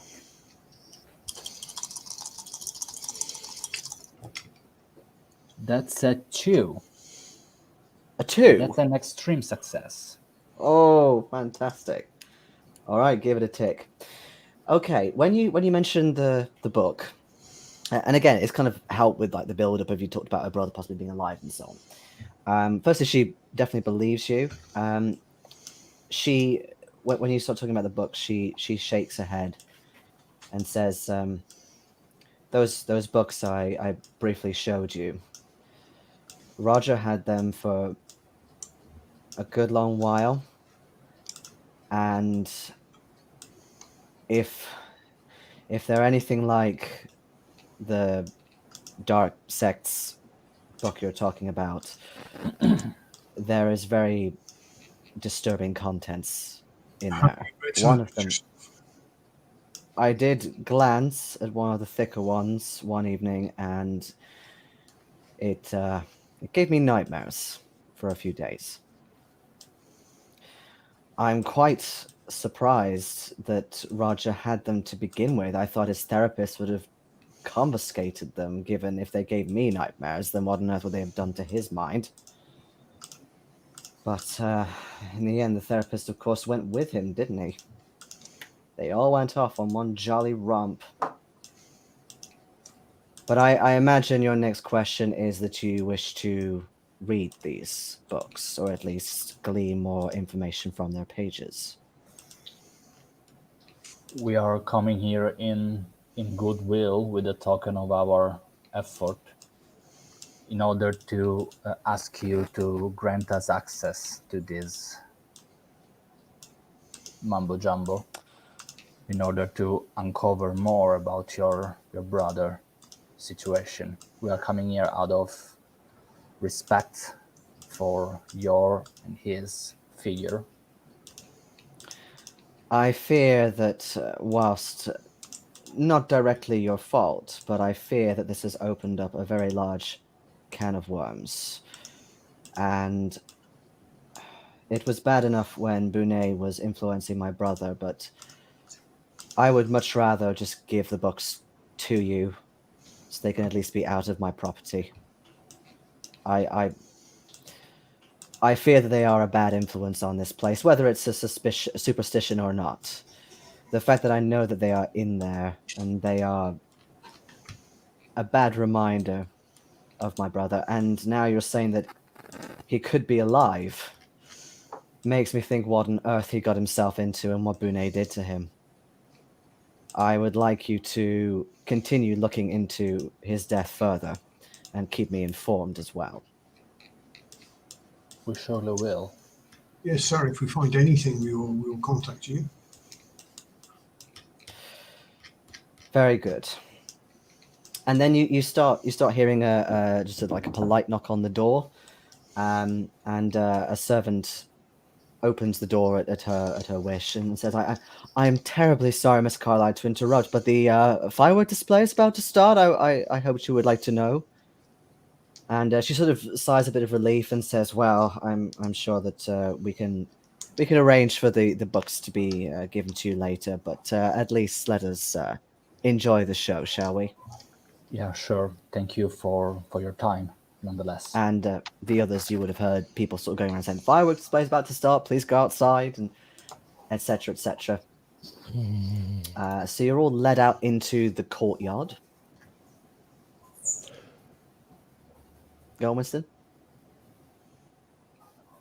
Yeah, I'm going to hang back in the library. I'm going to claim I'm going to claim that the bit of a headache coming on. I think I'm going to sit for a little while. I'm just very weak. Make almost a point of sort of slightly falling into a chair, just sort of feeling. I may need to catch my breath. Very well, sir. Maybe the window over there should provide at least a little bit of a view if you want to watch from inside. Oh yes, thank you. Do the rest of you head outside? Erica, of course, does. Yes, well, as soon as I see Johan and Arthur, I'm going to surreptitiously go up to them and say, "Did you get the books, or do you need the woman to do it for you?" You've got permission to have the books, yes. Excellent. Then we can enjoy ourselves now. It might be the last Like time. you did any work. I would have filled the gap that you could not fill if it was necessary. This time you were I successful. filled another gap. It was the toilet last night. I do not. That's not my fault. Too much Last information. Last night I went on the daring break-in for you because you couldn't do it. You said that I did not do anything? I'm sorry. I'll speak in Spanish during this because I don't want it to be overheard that we had a break-in. We're doing a break-in. But I know he can understand it. Yes. Hey, cabron. So, like I said, everything has been, pristinely laid out outside. There's no snow or anything, so no chance of slipping. But you do sort of have to wrap up a little bit because it is freezing cold out here. Definitely sort of 10 degrees centigrade, possibly even a bit more. But you see some servants sort of scurrying around, lighting stuff up, and of course the fireworks start ensuing. Bear in mind, in this day and age, most of the people here will not have even seen a firework display before. Potentially, so not one as big as this as well either. It's very extravagant. Maybe not sort of New Year's Eve sort of level, of course, but they're big ones that go off. And everyone's sort of having fun watching them and relaxing and so on. But Winston, I know that you said that you sort of had a headache. Are you feeling drowsy as well, or are you trying to keep awake? No, I'm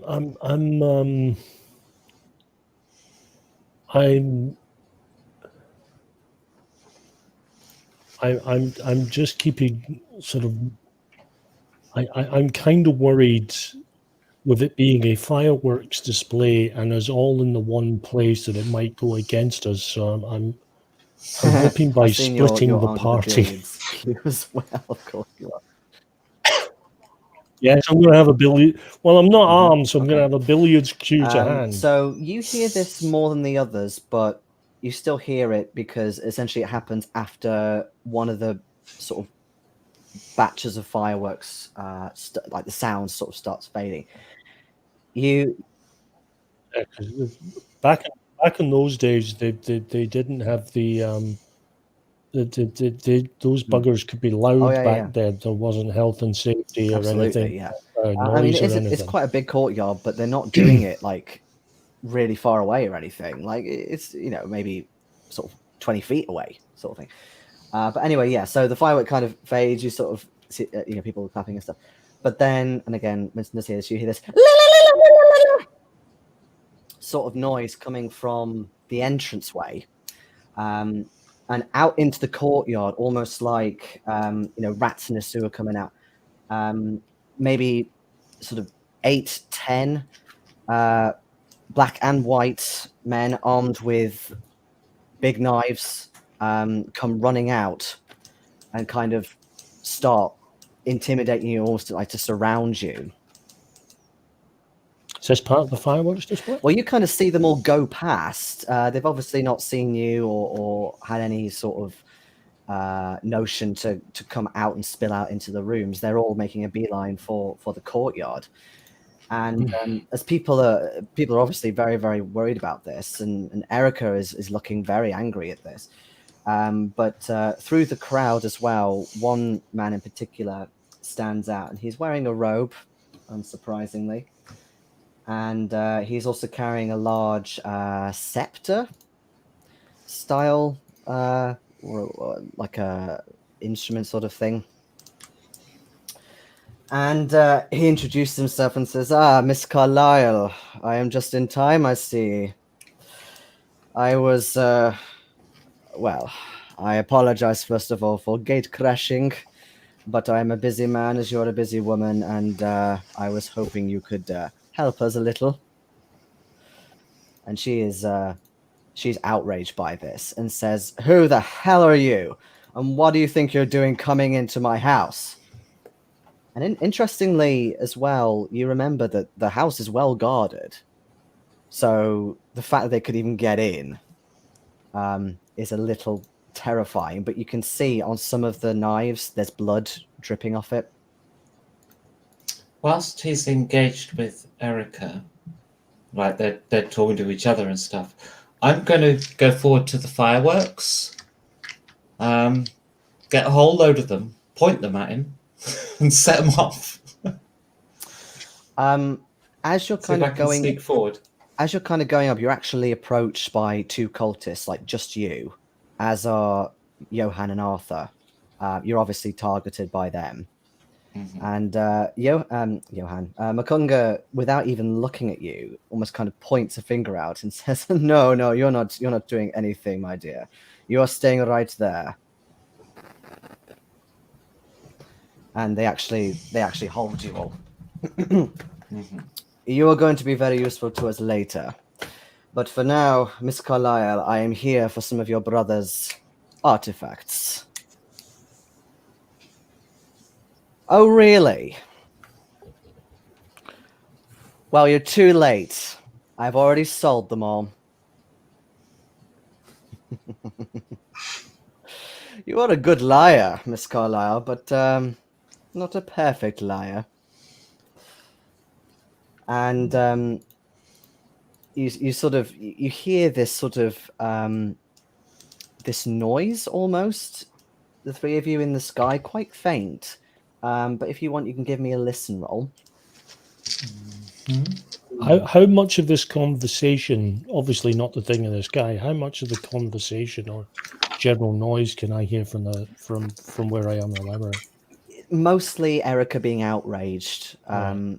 You can definitely hear another man speaking, and actually, the tone does sound familiar, but in terms of what he's actually saying, you don't As I know. say, as I put in the chat there, I've taken off one of my socks and I've filled it with the billiard balls.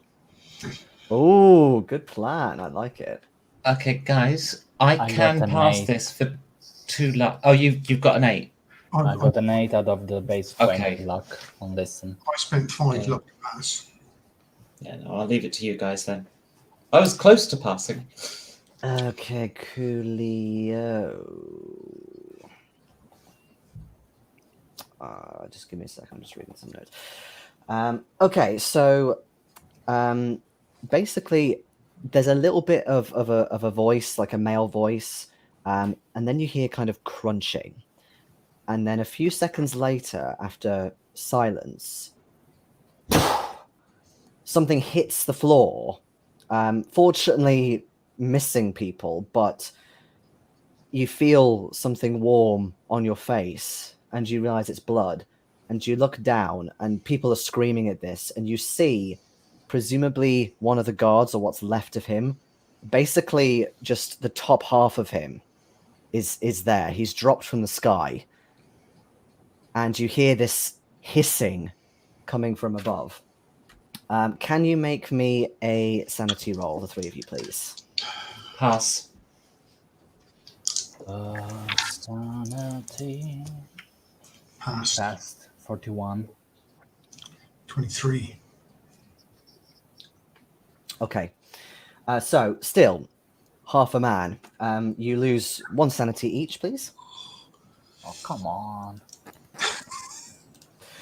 And there's obviously this sort of initial gasp. And this man, he sort of puts his hand out and almost kind of commands people to be quiet. And without saying anything, strangely they do. And he says, Miss Carlyle, I know that you have the books still, and you're going to give them to me. And you can obviously see she's trying to stall him. And also, Corey has kind of come out armed with a baseball bat, saying that he will deal with them. To which this man laughs again. The guard that fell to the floor, was it the top half? The top half, yeah. Has it got a gun? Do a luck roll. You hear the sound of something clattering nearby, Okay, where's that? I want it. sort of in the courtyard somewhere, in one of the corners. Can I make Bear a in mind dash for it? you're being held by 2 Yeah. cultists, so I mean you could try and grapple them if you want. I'll have a go. I mean, I'm going to ask what's going to sound like a ridiculously pedantic question, Jason, but it's not Yeah, go meant on. that way. Go on. The cues on the billiard table, Yeah. are they solid cues or are they two-parters, the ones that screw together? Oh, solid. Damn. No nunchucks for you. No, I wasn't thinking nunchucks. Right. The library is where the safe is, isn't it? Well, you don't know about the safe. Oh, right. Can't In character, but can't react to that. You know that of course, presumably all the books are in here. Maybe there's a couple in a study or something. But yes, so he laughs at Erica trying to stall and says, "You are just delaying your fate, girl. I can make you get the books for me if you like." I'd like to try and wriggle free if I can. Sure thing. It's probably going to get me killed, but it's going to be a penalty given you've got 2 people. But yeah, can you give me a strength roll, please? Oh no, I jiggle but can't move. Okay, how much is your strength overall? It's 55. Okay, I failed by 30. Yeah, well, you do manage to get free of one of them, as if they're almost not concentrating completely, but the other one definitely has a hold on you. So no, you don't wriggle free. You're kind of sort of hit a bit in the shoulder. So you then you notice he starts sort of muttering something under his breath, and I'm just going to make a couple of rolls.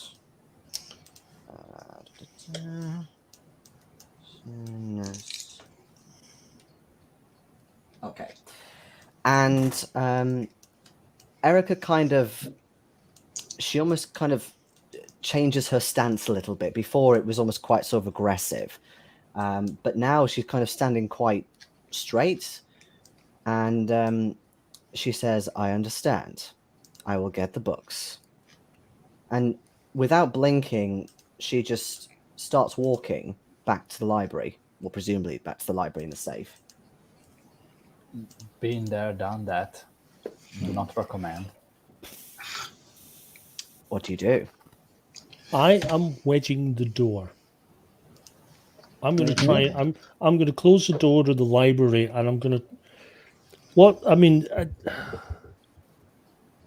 what I was hoping was there was a way to use the queue to actually create a barrier to the door, which is why I was hoping it was a screw. But yeah, I'm gonna take one of the chairs, one of the reading chairs, and I'm going to try and place it. Specifically, I want to place it so it's under the handle. Okay, maybe a luck roll, Winston. Is there anything around me I can maybe grasp in order to make a little bit of a hustle in order to let the others break free? Not even close. Not even close. Okay. Um, It's a flimsy chair. It's one of these sort of, little wooden ones. Arthur. Not really, unless you have something on your person. Something small you could maybe throw as a distraction or something. I am held by the arms as well. You are, yeah. Oh, Yeah, I'm breaking free. I don't give a shit. All right. Yeah, okay. That's a penalty, I believe. Yeah, penalty and then post strength. Can't it be size? Because I'm a chunky boy. Oh, yeah, you could do size as well if you want. I'm a chunky Well, you're not boy. chunky, you're tall and lanky. Chunky. I got 80. I'm chunky. You're tall. That's, no, that's or a 5 or an 85. I spend 1 point luck. No, how much? 4 points luck in order to get a regular pass. Okay. Okay, so actually, yeah, you with a bit of toing and froing, yes, you do manage to sort of elbow one of them in the stomach, and you kind of use your size to kind of shoulder the other one out of the way. Most people are concentrating on Erica, the fact she's just walking as if almost against her will.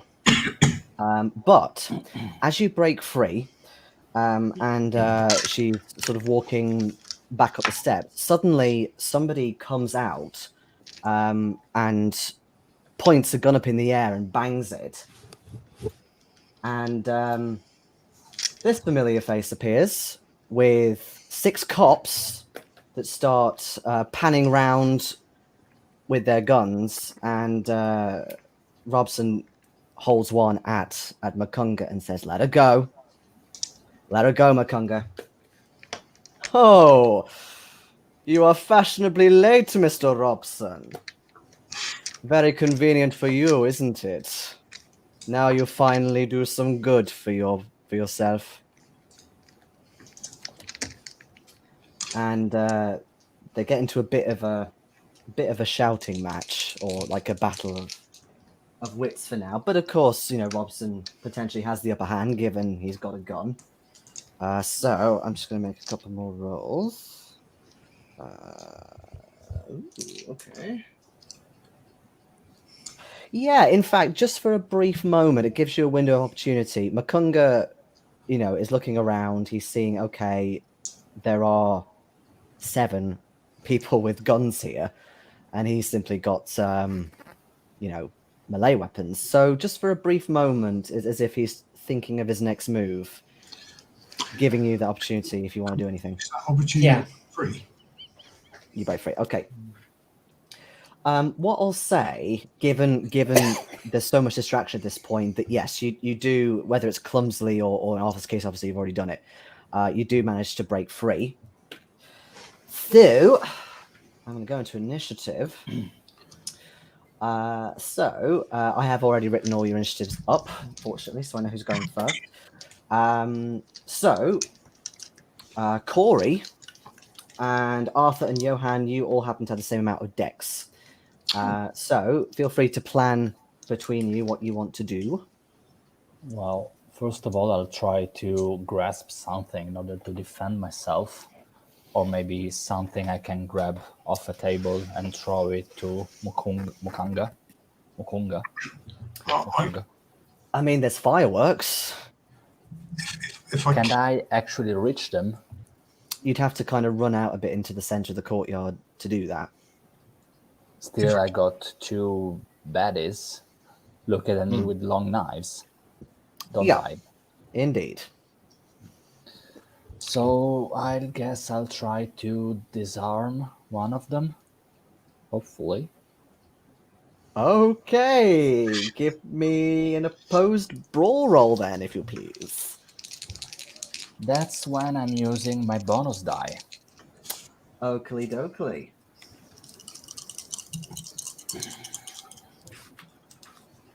That's a 17 out of 25. Regular pass.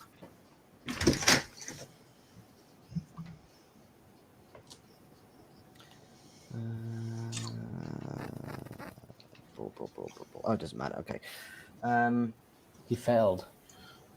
No. I can yes, he did. Basically, well, you both got the same result. What was your brawl again? My brawl was a 17 out of 25. 25. Okay. So basically, whilst you do get free, and you get an idea of where they're going to try and swing this panga. The fact it's a big blade, they kind of almost block your move, and you have to move your hand out of the way unless it gets sort of in the way and chopped off. Right. So no, you can't quite get in. Johan? If I can, I'd like to cross the distance from where I am, and while Makunga's arguing with Robson, I want to put my hand on his shoulder, just spin him a little bit, and punch him. You're going to try and punch Makunga in the face? Yeah. Just walk up behind him, just grab his shoulder and pull him in while he's distracted with Robson. It's Johan Braun. Johan Brawl. I'm going to go along with Stephen in the comments. We're gonna punch Makunga. Do. Just trying to Yep. get concentration with America, really. All right. Yeah, give me an opposed brawl roll. And actually, basically, Corey is going to do the same. But he has a baseball bat, so he's going to try and use that. So you get a bonus die anyway. 25 is bang on what I needed. Regular bats. Okay. Right. So okay. Good job we didn't get that one. And I've got it here, haven't I? What am I talking about?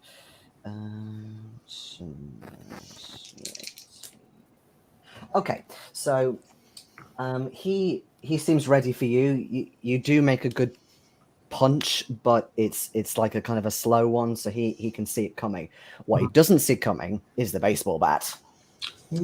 This whack comes out of nowhere, and you actually hear the sound of a bone cracking almost. Yes.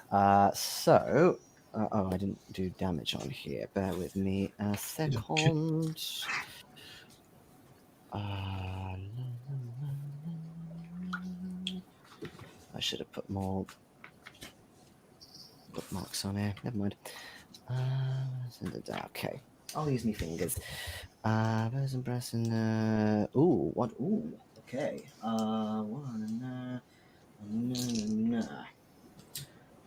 Ooh, okay. So, yeah, he whacks him hard, and he is dealt a major wound. So. I can actually write this down. So. Bracket Corey. Okay, so McCunger actually falls unconscious, you think. He's definitely being concussed. You see Erica sort of snap out of it. How did I get over here? And at that, you see suddenly all the cultists kind of raise their pangas up, and they just start going for anybody in front of them. Oh no. So, who is next? I'm in danger. Francoise, you are next. Am I still being restrained? We will break through them. Well, actually, let me. Otherwise, the "you are next" has a different meaning. Yes, that's a very good point. Actually, yeah, you notice them kind of get the panga and start putting it to your throat. Okay, well, you know, before I try to use strength to break out, this time I'm going to try and slip out of my mink coat and do the Naruto run toward that gun. Okay. So does that make it Dex instead? Yeah. Fail. What were the other characters available? So, well, let's make it a good death anyway. Actually, no, they have failed as well. So what I'll say is that they start going through your throat. You can feel it. You can feel it cutting. So you take 3 damage from that. But your mink coat is so sort of smooth and silky that you just almost kind of slip out of it anyway, and you kind of fall to the floor. So it's extremely clumsy. But yeah, they failed their roll as well. So you're kind of on the floor now with this cut in your neck. Okay, I just want to get to that gun. Yeah. All right. So I can say that you sort of go running. Okay. But then, as you are doing that, the hissing gets louder, and you start hearing a vroom, vroom, vroom from above. And I need to open another book for this.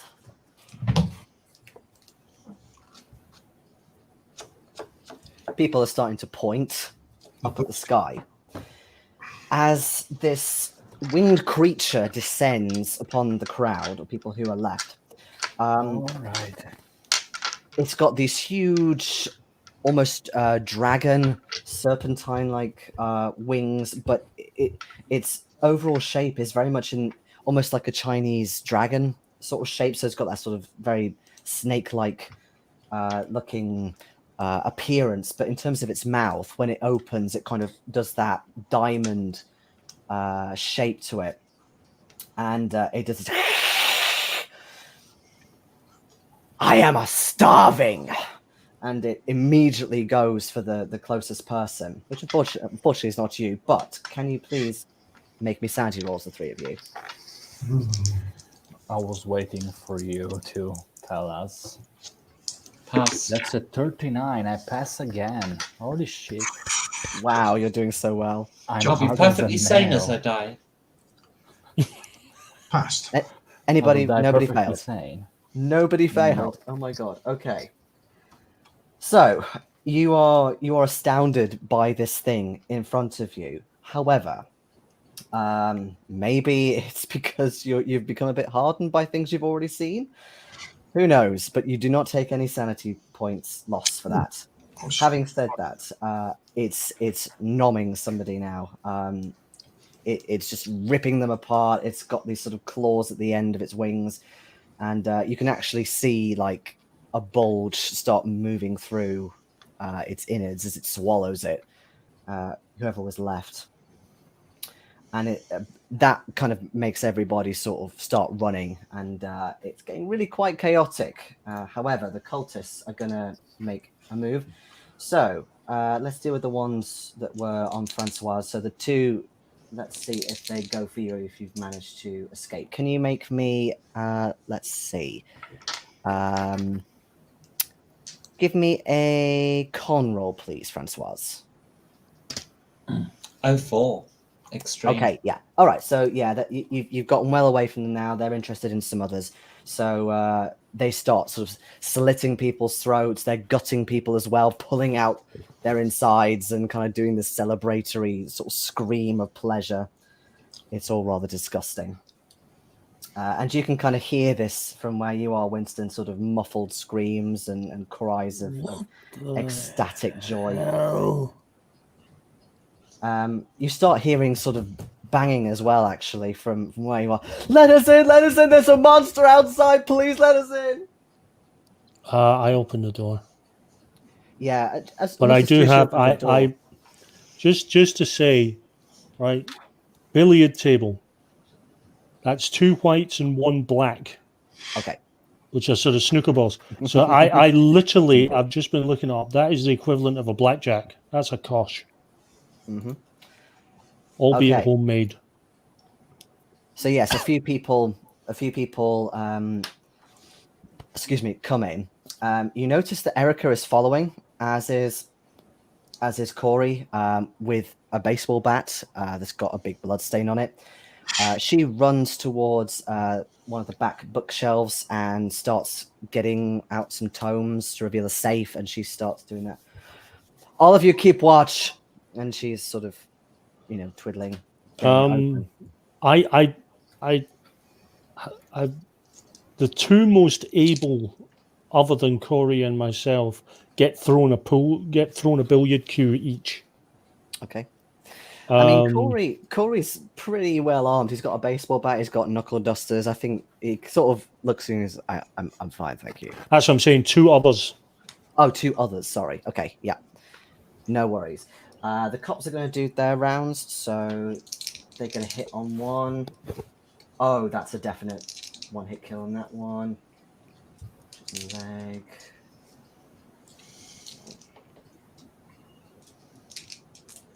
Okay. So yeah, they're doing quite well. They definitely got the upper hand. You can hear a few bullets go off. Couple of screams, presumably from people going down. So good start for them. Winston, it happens to be your go if you want to do anything else.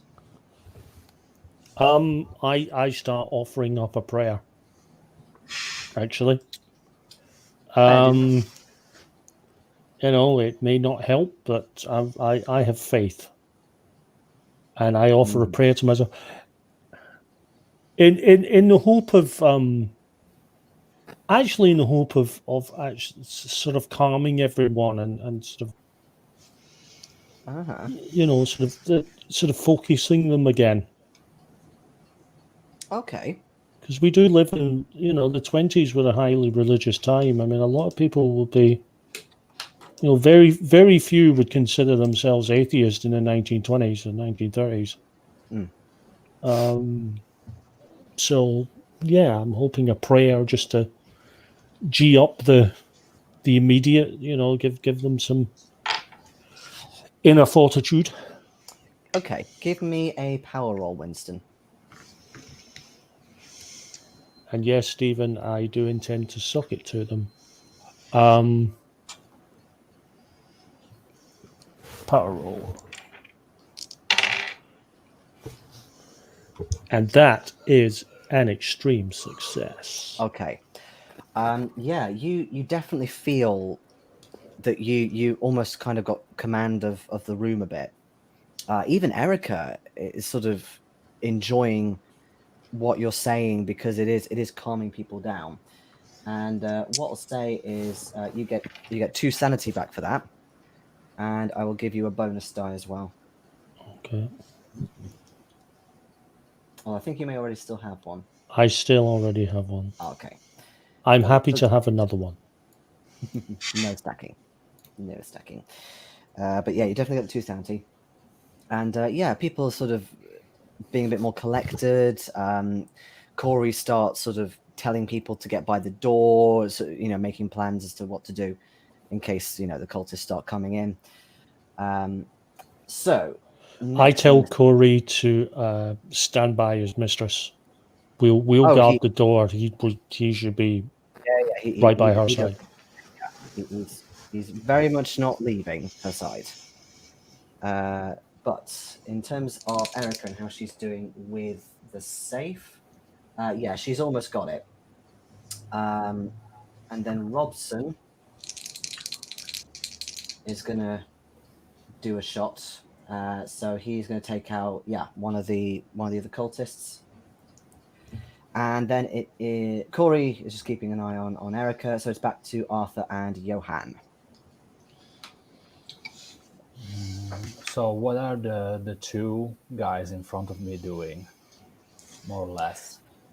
So yes, you kind of remember what you did again. You went to. I tried to disarm one of them. That's right. Okay, so one is going to actually try launching at you. You think so? You would either have to fight back if you want, or you could just try and dodge out of the way. Maybe do a roll out of the way, or a cartwheel, like Francoise. An involuntary cartwheel. No, I believe I'll try to dodge. Okay. And then hit back as soon as I can. Okay.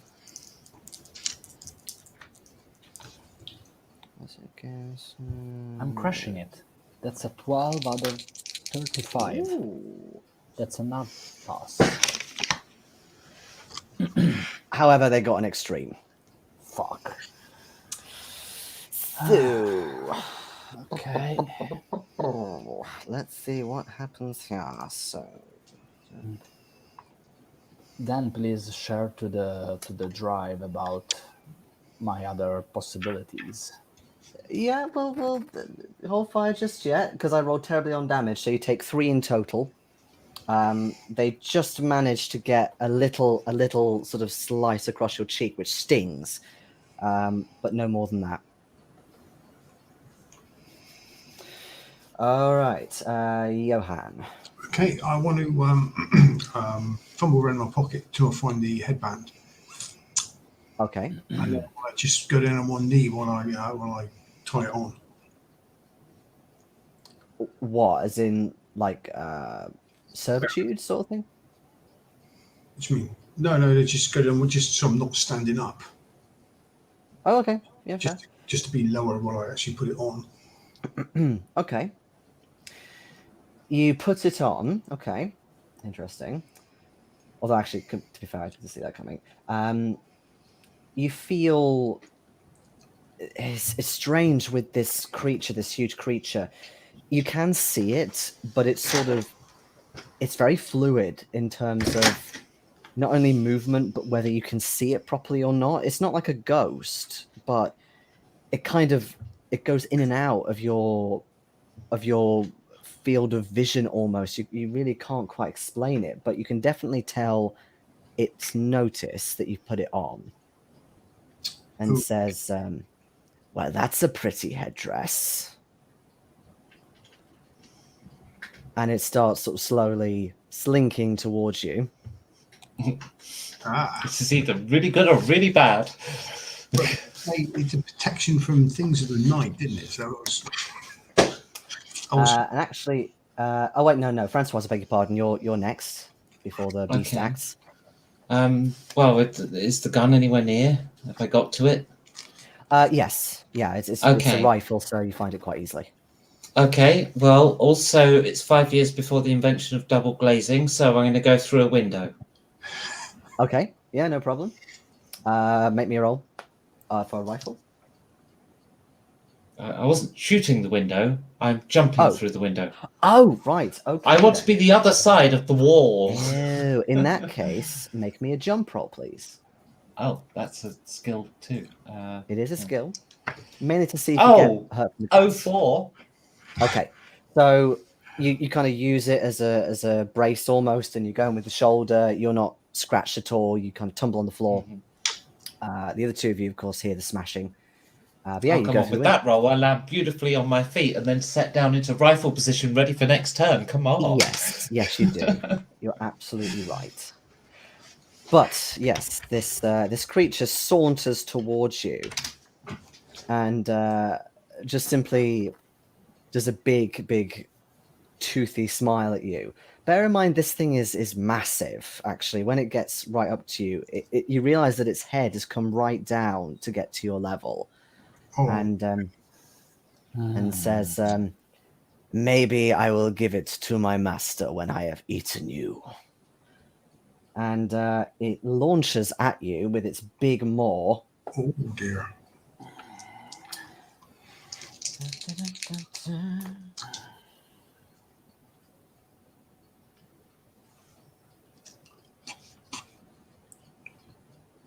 Just as a reminder, if you don't want to use luck, you can push rolls. Yeah, but we're kind of that's another one of those dangerous. All Did right. It sounds nice. It sounds nice in theory.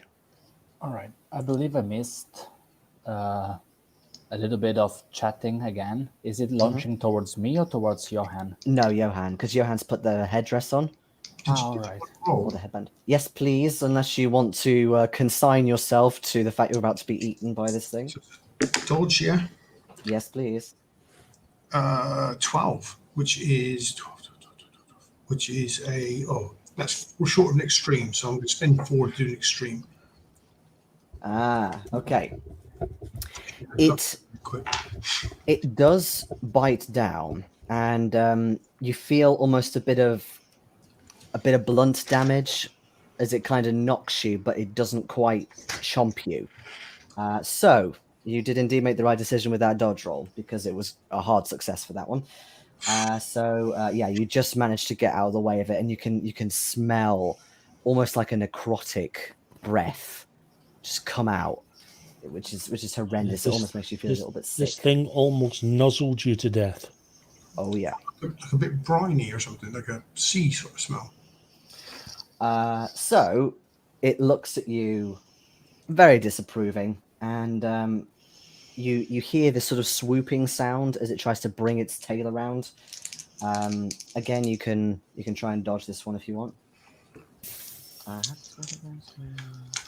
This is going to run out of luck at some point. Mm-hmm.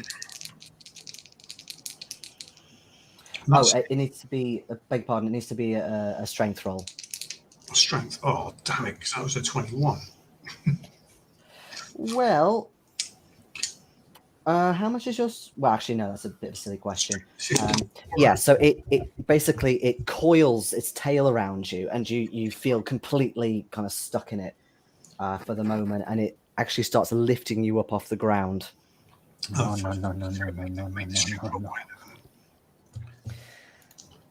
Cultists are next. So they're going to go for two that near Arthur. Are going to go for him again. You can dodge if you want, Arthur. Of course. What kind of question is that? Of course, I'm dodging. I'm being polite. All right, just dodge. That's an 8 on the first. Hard success. Ooh, shit. That's a miss on the other one. Okay, so yeah, one of them does manage to hit.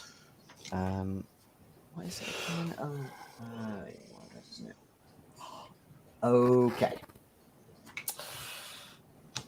My beloved Arthur, you take 8 damage, which is also a major wound for you, I believe. Yes, of course it is. So, okay, how it works, you give the major wound a tick, and also you tick the dying box. As you are basically, you are there's a big sort of sweep across your torso, and you feel it going quite deep, and it makes you crumple to the floor. So at the moment, you're currently dying, you would need somebody to stabilize you in order Shouldn't to I basically make you do a stop con dying. roll to see if I faint? Also, I still got 2 hit points left. You do, but with a major wound, you still go down and start dying because of how major the wound is. All right. Let's see. I did my research to make sure. But in terms of con roll, I don't believe you make one, but let me double check for you. Okay. Next time we all stay in the library. Then So, the library burns down. You know how this works. Yes, but at least I'm not being nuzzled to death by something very big and scary. you are Johan, absolutely right, Arthur. You're absolutely right, because you're not at 0. You do make a con roll to avoid falling unconscious. 48 out of 50. Okay, cool. So, I beg your pardon. You still got a major wound. You're unconscious, but you're not dying because you're not at 0. Alright. And I'm unconscious. I got mixed up when rolling out for Winston because he did go down to 0 when I rolled out for him in between sessions.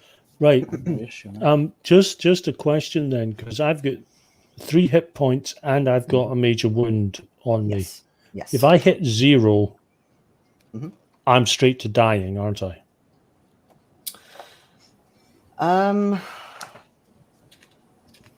I believe that there's like a chance of Because complications. I'm already teetering on the edge. Yeah, basically, when you've got a major wound and it's reduced to 0, then yes, you do start dying. Yeah. So you did the right thing, staying in the library. Well, funnily Okay.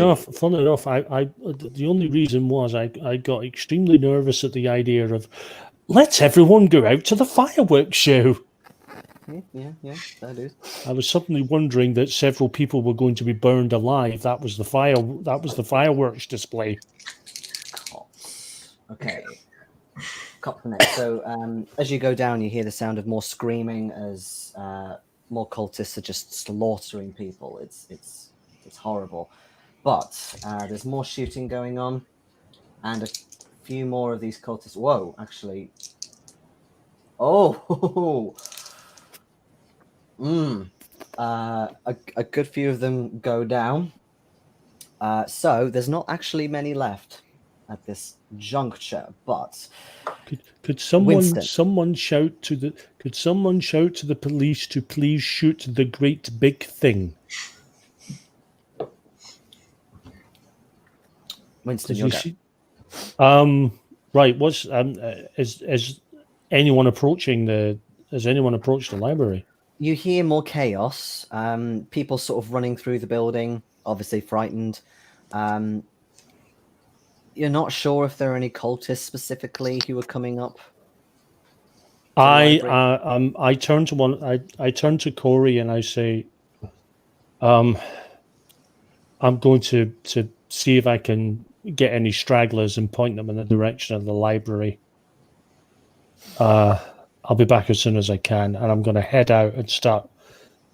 Anyone sort of running through, I'm going to say library. Mm-hmm. And he sort of grunts at you. As you go out, you hear the sound of a click from Erica's safe, and she starts hauling these books out and giving them to Corey. You actually hear the words "panic room," and Erica says, "Yes, everybody in." And you think she's sort of opening it up. Robson. At that point, upon hearing that, I'm at least going to kick my head back in and see what the hell they're talking about in the panic room. Okay. They go through adjacent and kind of round to nearish where the trophy room was. And basically there's like sort of displays of like let's say they're sort of horse head shaped, things like that. She pulls one of them in a proper panic room fashion, and the wall sort of shifts a little bit, Okay. and she sort of goes in. Corey's getting everybody else in. Yeah, I go back to trying to get people to go to the library. I'm going to head towards the back, where Okay. the firework display was. Me with my sort of wonder cosh. Okay. Robson is going to cuff Makunga, and he's going to get some of the cops to basically take him back out to the cars. And he's going to try and shoot this motherfucker. And he is going to miss. Oh, is he? No, hold on. Yes, he's going to miss. Corey's in the panic room. Arthur is unconscious. Johan. My arms are they free? Or my sort of. Yeah, I'll say that a couple of cops have managed to take out the ones holding you steady from like behind. They've managed to shoot. Dragon. Oh shit! Sorry, I'm losing track. So you need to make me a strength roll, please. Strength roll. Which I failed. Ouch. Mm-hmm. You can't. This thing, I've got a feeling this thing is either going to lift you up further or it's going to start crushing. Chomping. Well, here's hoping he chomps, because if he chomps and misses, there's always a chance he'll chomp his tail instead. Mm-hmm. Yeah, it's gonna do another grin at you, and he starts almost kind of singing to you, but in a strange language that is actually really creepy. Can you make me a sanity roll, please? I'm unconscious. I don't have to do it. 12. Okay, so you're kind of trying to take deep breaths, but it's almost like he's treating you as a plaything. Put the lime in the coconut and drink it all up. It's not that. And then, yes, just try and chomp. Oh dear. I'll do this one, I'm afraid. What a fun session we are having, everybody. Okay. Because you're wrapped in its tail, it only does a nibble. But even so, okay, that's its damage bonus, you say? Okay, I haven't got enough dice. There we go. Okay, what is your HP? 10. Mm-hmm. 10. Your HP is 10, so... My HP is 14. Why have I got you down as 10 then? Wishful thinking. Apologies. No, I think you're probably right, actually. I must have clicked the wrong thing. So 10, yeah, go on. That's what I've got in the top box. It's 10. So anyway, you take 7 damage as it nibbles. Yeah, as it gives you a nibble at, at like the nape of your neck. And again, that is a major wound. Yeah. Oh, dear. Can you make me a con roll, please, Johan? Con. That's 5. All right, so somehow you stay conscious, but you're now screaming in pain from this. So can you tick the major wound if you haven't done so already, but you are still conscious? Somehow. Anywho, you are slowly That's dropping like probably flies. more horrific, actually, the fact that you're still flipping conscious. Yeah. Francoise.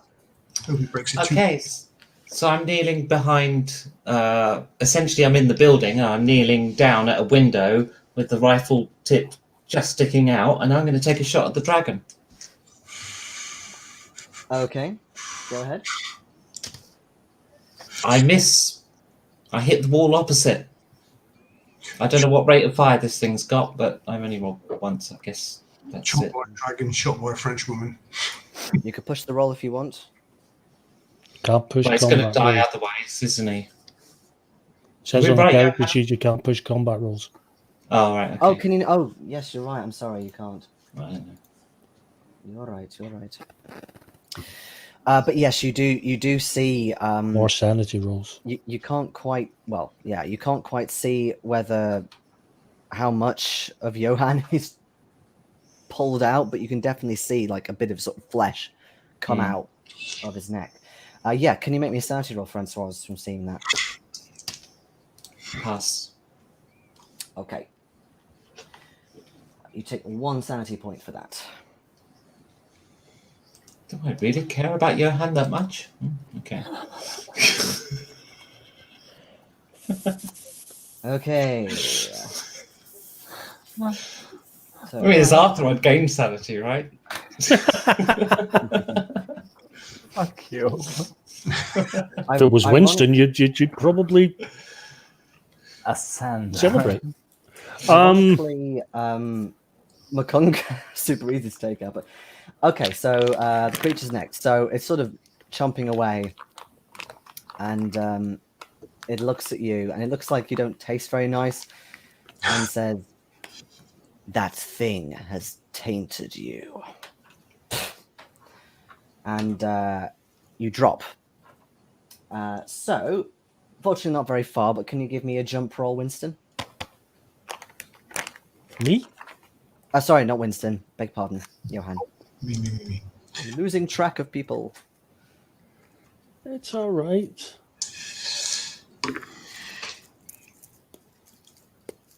Oh, that's a extreme success. I got a 1. Okay. Oh, that's a crit. That's a Okay. crit. 001. All right. So, what I'll say. That's a time to get a crit.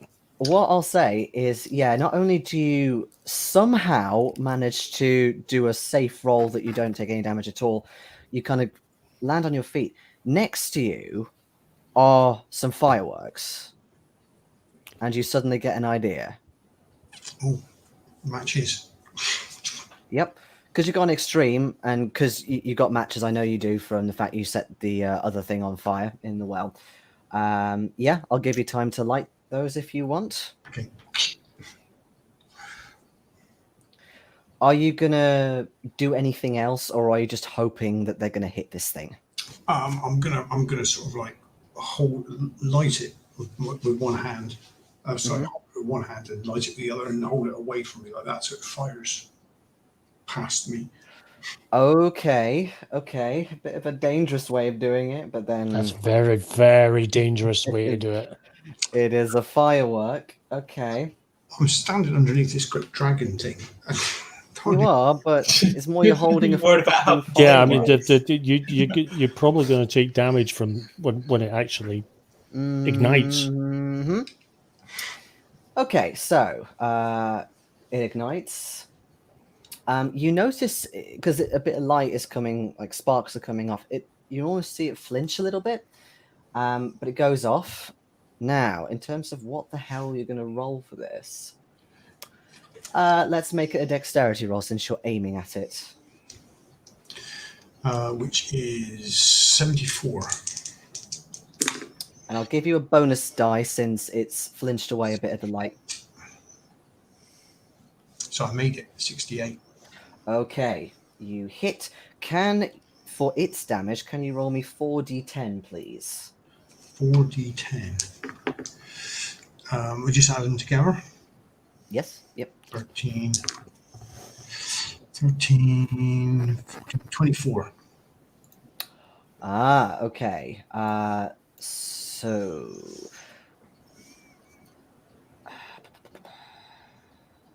4,976 left. okay. It definitely took a beating for that, and it kind of tumbles a bit midair.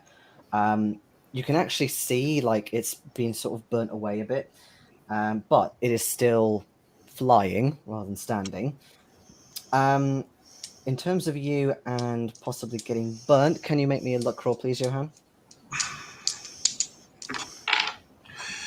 45. I missed it by 1.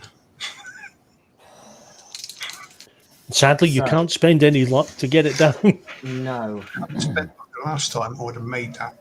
Okay, so you take a lot of burning damage from that, so that's 11. Oh, It kind of comes up in your face. You feel your beard gets singed, and this pain it obviously goes into your wound a bit as well, and you go unconscious.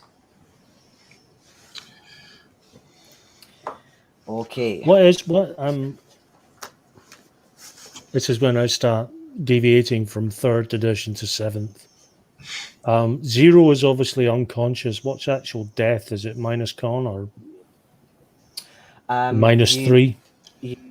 No. So what happens is if you take damage that is basically equal to or more than your max HP, then you're killed outright.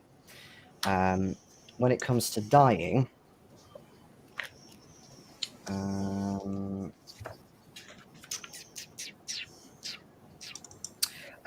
you basically make a con roll every round. If one of the con rolls fails, they die immediately. Okay.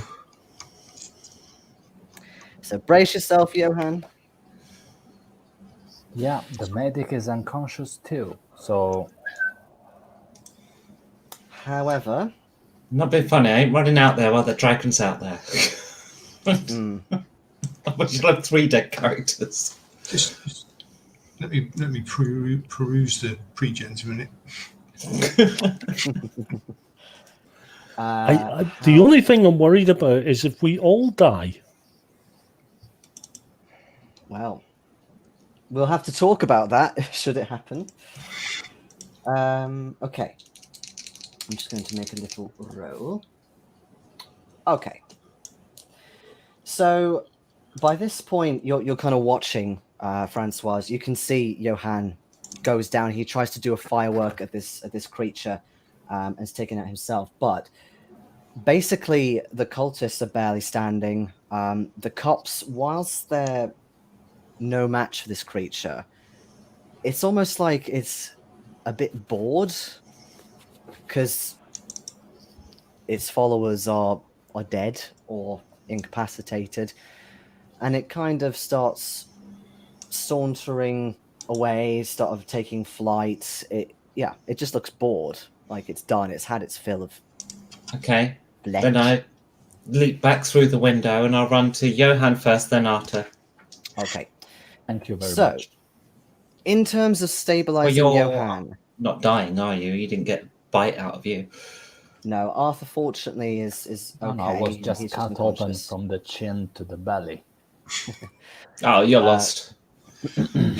But Johan definitely is. You can see him bleeding out. He's got burn marks, beard sort of half singed away. So you'd need to make me a first aid roll to stabilize him, please. Failed. I'm not Okay. very good at this. Okay. Shoot the wound. No, I didn't fail by that much. You see Robson kind of come over to help or potentially help. So, or does he even have first aid? Who knows? I mean, I've got sort of basic first aid, but Base 30, isn't it? yeah, that's. I mean, I literally I don't have anything above that, so Same. it's. I mean, if it had been the last session, I'd have used luck. The cops do, and they pass Okay. by 7. They pass by 7. Once he's So- stable, run to Arthur and do the same, although I think he's actually stable already, isn't he? Yeah, but he definitely needs medical attention, as does Johan. So basically, Robson starts saying, call back up, and all that.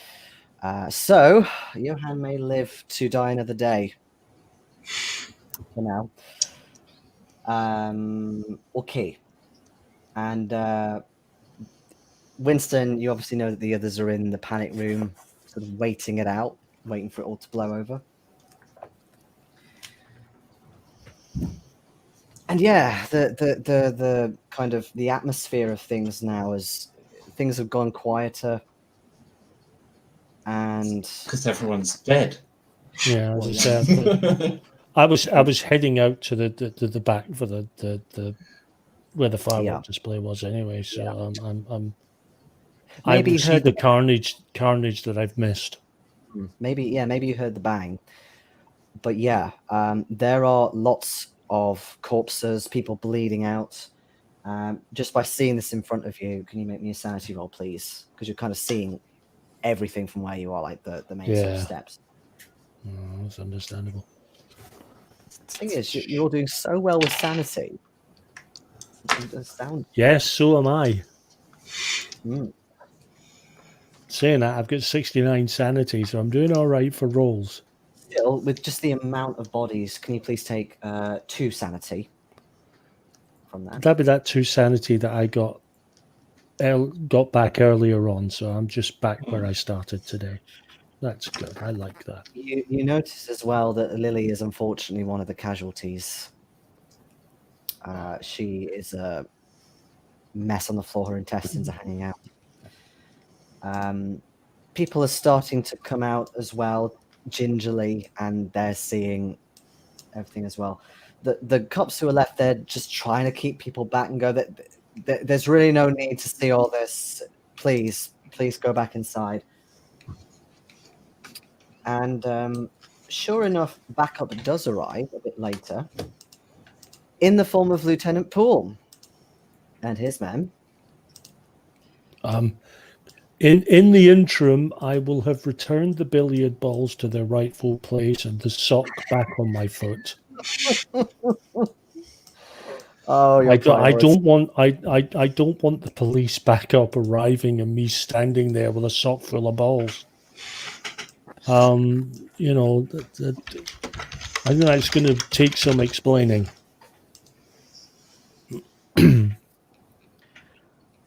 Arthur and Johan, you're eventually, well, obviously you don't know this, but the rest of you see that they are lifted onto stretchers and presumably taken to hospital or somewhere where they can be cooped up. The rest of you are kind of given like blankets and stuff, and you're basically told to stay for, yeah, okay, so you're kind of, you're by somebody. Yeah, good point, actually. You can go to the hospital as well. But you've got like, you know, the doctor in that, if it's the same hospital I was in, the doctor is going to be looking there and going, damn, these guys are good for business. I mean, that is the nearest hospital. Or is it actually? It might not be. No, let's say you're taken to one further north. We picked Winston up from the hospital this morning. This evening, we're all... I'm picking you up tomorrow. Which, considering I can barely drive, given my state, that's going to be a fun drive back. We'll all be back in there. So, yeah, so that ensues. And I think, given the majority are in hospital, I think now would be a good place to end as some time passes whilst you're healing up and so on. And you can take a breath after that horrendous carnage. Just, and I ask this as a player now. Mm-hmm. What was that? A freaking dragon. Not quite. Well, I posted it up. I thought it was either Shantak or a hunting horror. It was a hunting horror. Yeah. So, Summoned by Makunga himself. And to answer your question, Steve, no, you don't add the skill ratings, but you can give, say, a bonus die if people are helping and things like that. But yes, I hope you enjoyed that session. I was a little worried at one point. Yeah. I actually I was very worried we were all going to get it there. I was Which I'm really was- happy I'll be able to play Arthur another time. I was I'll hoping just cherish this moment. I mean, it sounded. Honestly, I thought we were going to get overrun by cultists in the library. At which point I thought, me and my kosh and my 3 hit points ain't going to last long. Well, yeah, fortunately, the cops rolled really well because they would have eventually kind of gone to the library to finish everybody off. But there were so many people in the courtyard that they wanted to kill all them. So, Yeah. hello, Michael B. You have just missed the session, but obviously we're still on. Bye. So- well, yeah, okay. I mean, let's say just while we close off, let's say a week passes. Those of you who were with your major wound, can you please, and that's including you, Winston, as well, you've had some time to rest, can you give me con rolls? Francoise, because you didn't get a major wound, you go back up to full HP. It's Okay. been more than 3 days, so once a day. Yeah, I made mine. It was just a standard pass. Yeah, standard pass 40. No, I fell. Okay. Okay, so Arthur, unfortunately, maybe your wound, given where it was cut, it's complicated. Stitches aren't taking that well, so you're still kind of in quite intense care. None of you got extreme successes, did you? Just regular passes? No, just regular passes. So you can recover 1d3 hit points, the two of you. Okay, that's 2.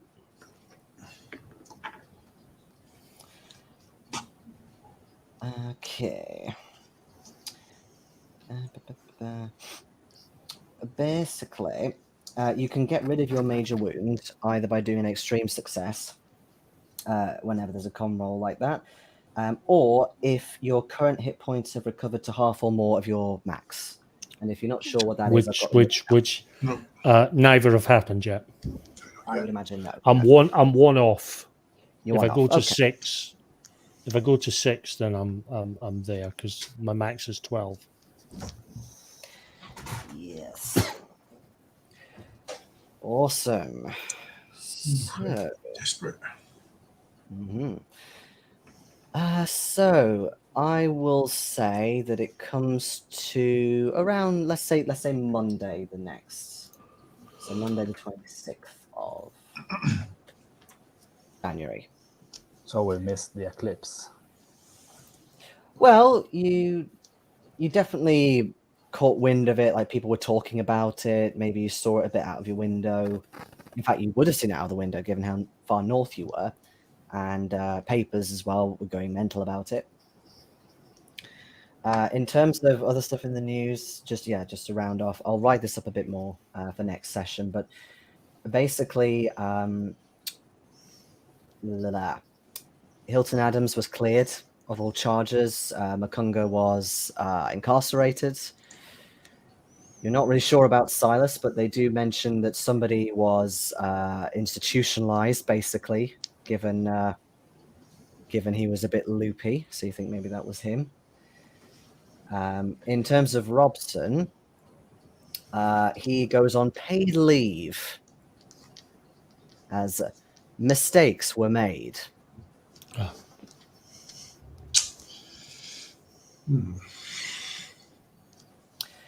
So yeah, next session is kind of going to be a transition to the next chapter, but obviously you can have time if you want to do say any more. You got the books obviously that Erica's still got now. She's promised to give to you any other bits you want to follow, if anything, and then obviously we will go to the next chapter once. Well, let me ask you this question actually. Given this is a globe-trotting campaign, as you probably worked out, obviously there are small leads that you may want to follow up in America still, but once that is all done, where do you actually want to go? Well, at the moment, the only real foreign lead we've got with certainty is in England, but I don't know what we're going to find in these books. Yeah, I mean that. I'm the same. I'm with Becky on that one. The one. I mean, we've heard a little bit about China. We've heard a little bit about Africa. Little snippet about Australia, but the one major one we've heard is London. I sort of thought we'd go to London on the way, sort of to Egypt, and then possibly down through Africa. But there's also Singapore as well. Don't forget. Yeah. This thing about Australia keeps popping up, doesn't it? This Australian guy, this just a cult in Australia as well. Yeah, still I believe that London should be our first place to go. London, Egypt was the next one. Let's do the civilized world first. Well, let me put it like this. If you decided London, and you definitely want to go to London, that's fine. I have done a bit of reading, like rereading on London. However, if you're not sure, may I suggest that we do the books now? Because what I don't want is for you to say, yes, we're going off to Egypt or China, and I've not done any reading. So there'd be a very, very short session. So what do you think? Yeah. Do you want to see the books first? Depending on how long we are going forward. Because it's like, it's quite late. Here. Yeah, it's coming on for 10:11, which means it's 10:12 for. Yeah, it's going to be maybe 15 minutes max, but obviously that's too long. That's fine. No, 15 is okay. Well, there's 4. I thought that it was going half an hour, 3/4. It's maybe next tomorrow morning. 5 books. Well, you've skimmed through one of them. So there's 4 of Erica's. So because Arthur's finished skimming one, so if he wants to skim another one, then he can do that. Should we do this? Maybe we could do that in Messenger or something during the time in between. Yeah. Then that allows Giorgio to sleep, and you can also just paste the text to us. I don't want to cockblock anybody though. So if you want I'm just to that point where I need to take my tablet anyway. So okay, no worries. I will message you individually then. I mean, is there any book specifically you want to read, or do you want to decide that on the group? Are we going to do it one book each? Sure. Yeah. There's a French one, Sélections de livres divans. Yeah. If there's one particularly in Latin, I could take that one because I've got Latin. No. Oh well, I'll take whatever's. There is a book that is in sort of not medieval, but like Middle English, which may be more suitable, possibly for Johan. Not really sure, but yeah, there's one French book. Everything else is in English, with this one book that's Middle English. Yeah, I'll take one of them. One of the English ones. Yeah, me too.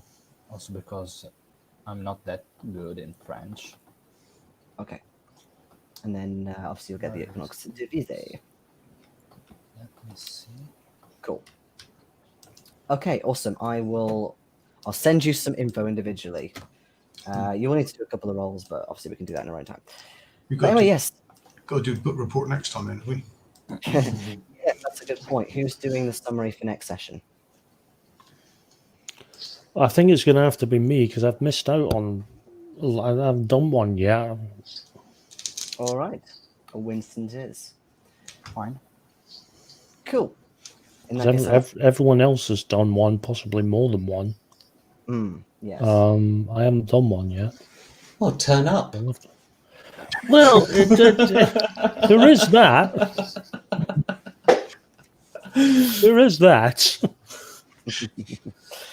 Cool. On that note, on the broadcast, thank you very much for playing, everybody. That was fantastic. And thank you, Mike B and Steve and Braden, when you get around to this one, for watching. I hope you enjoyed it. See you all next week. Casual. See you Thursday. Cheers, Prize Fighter.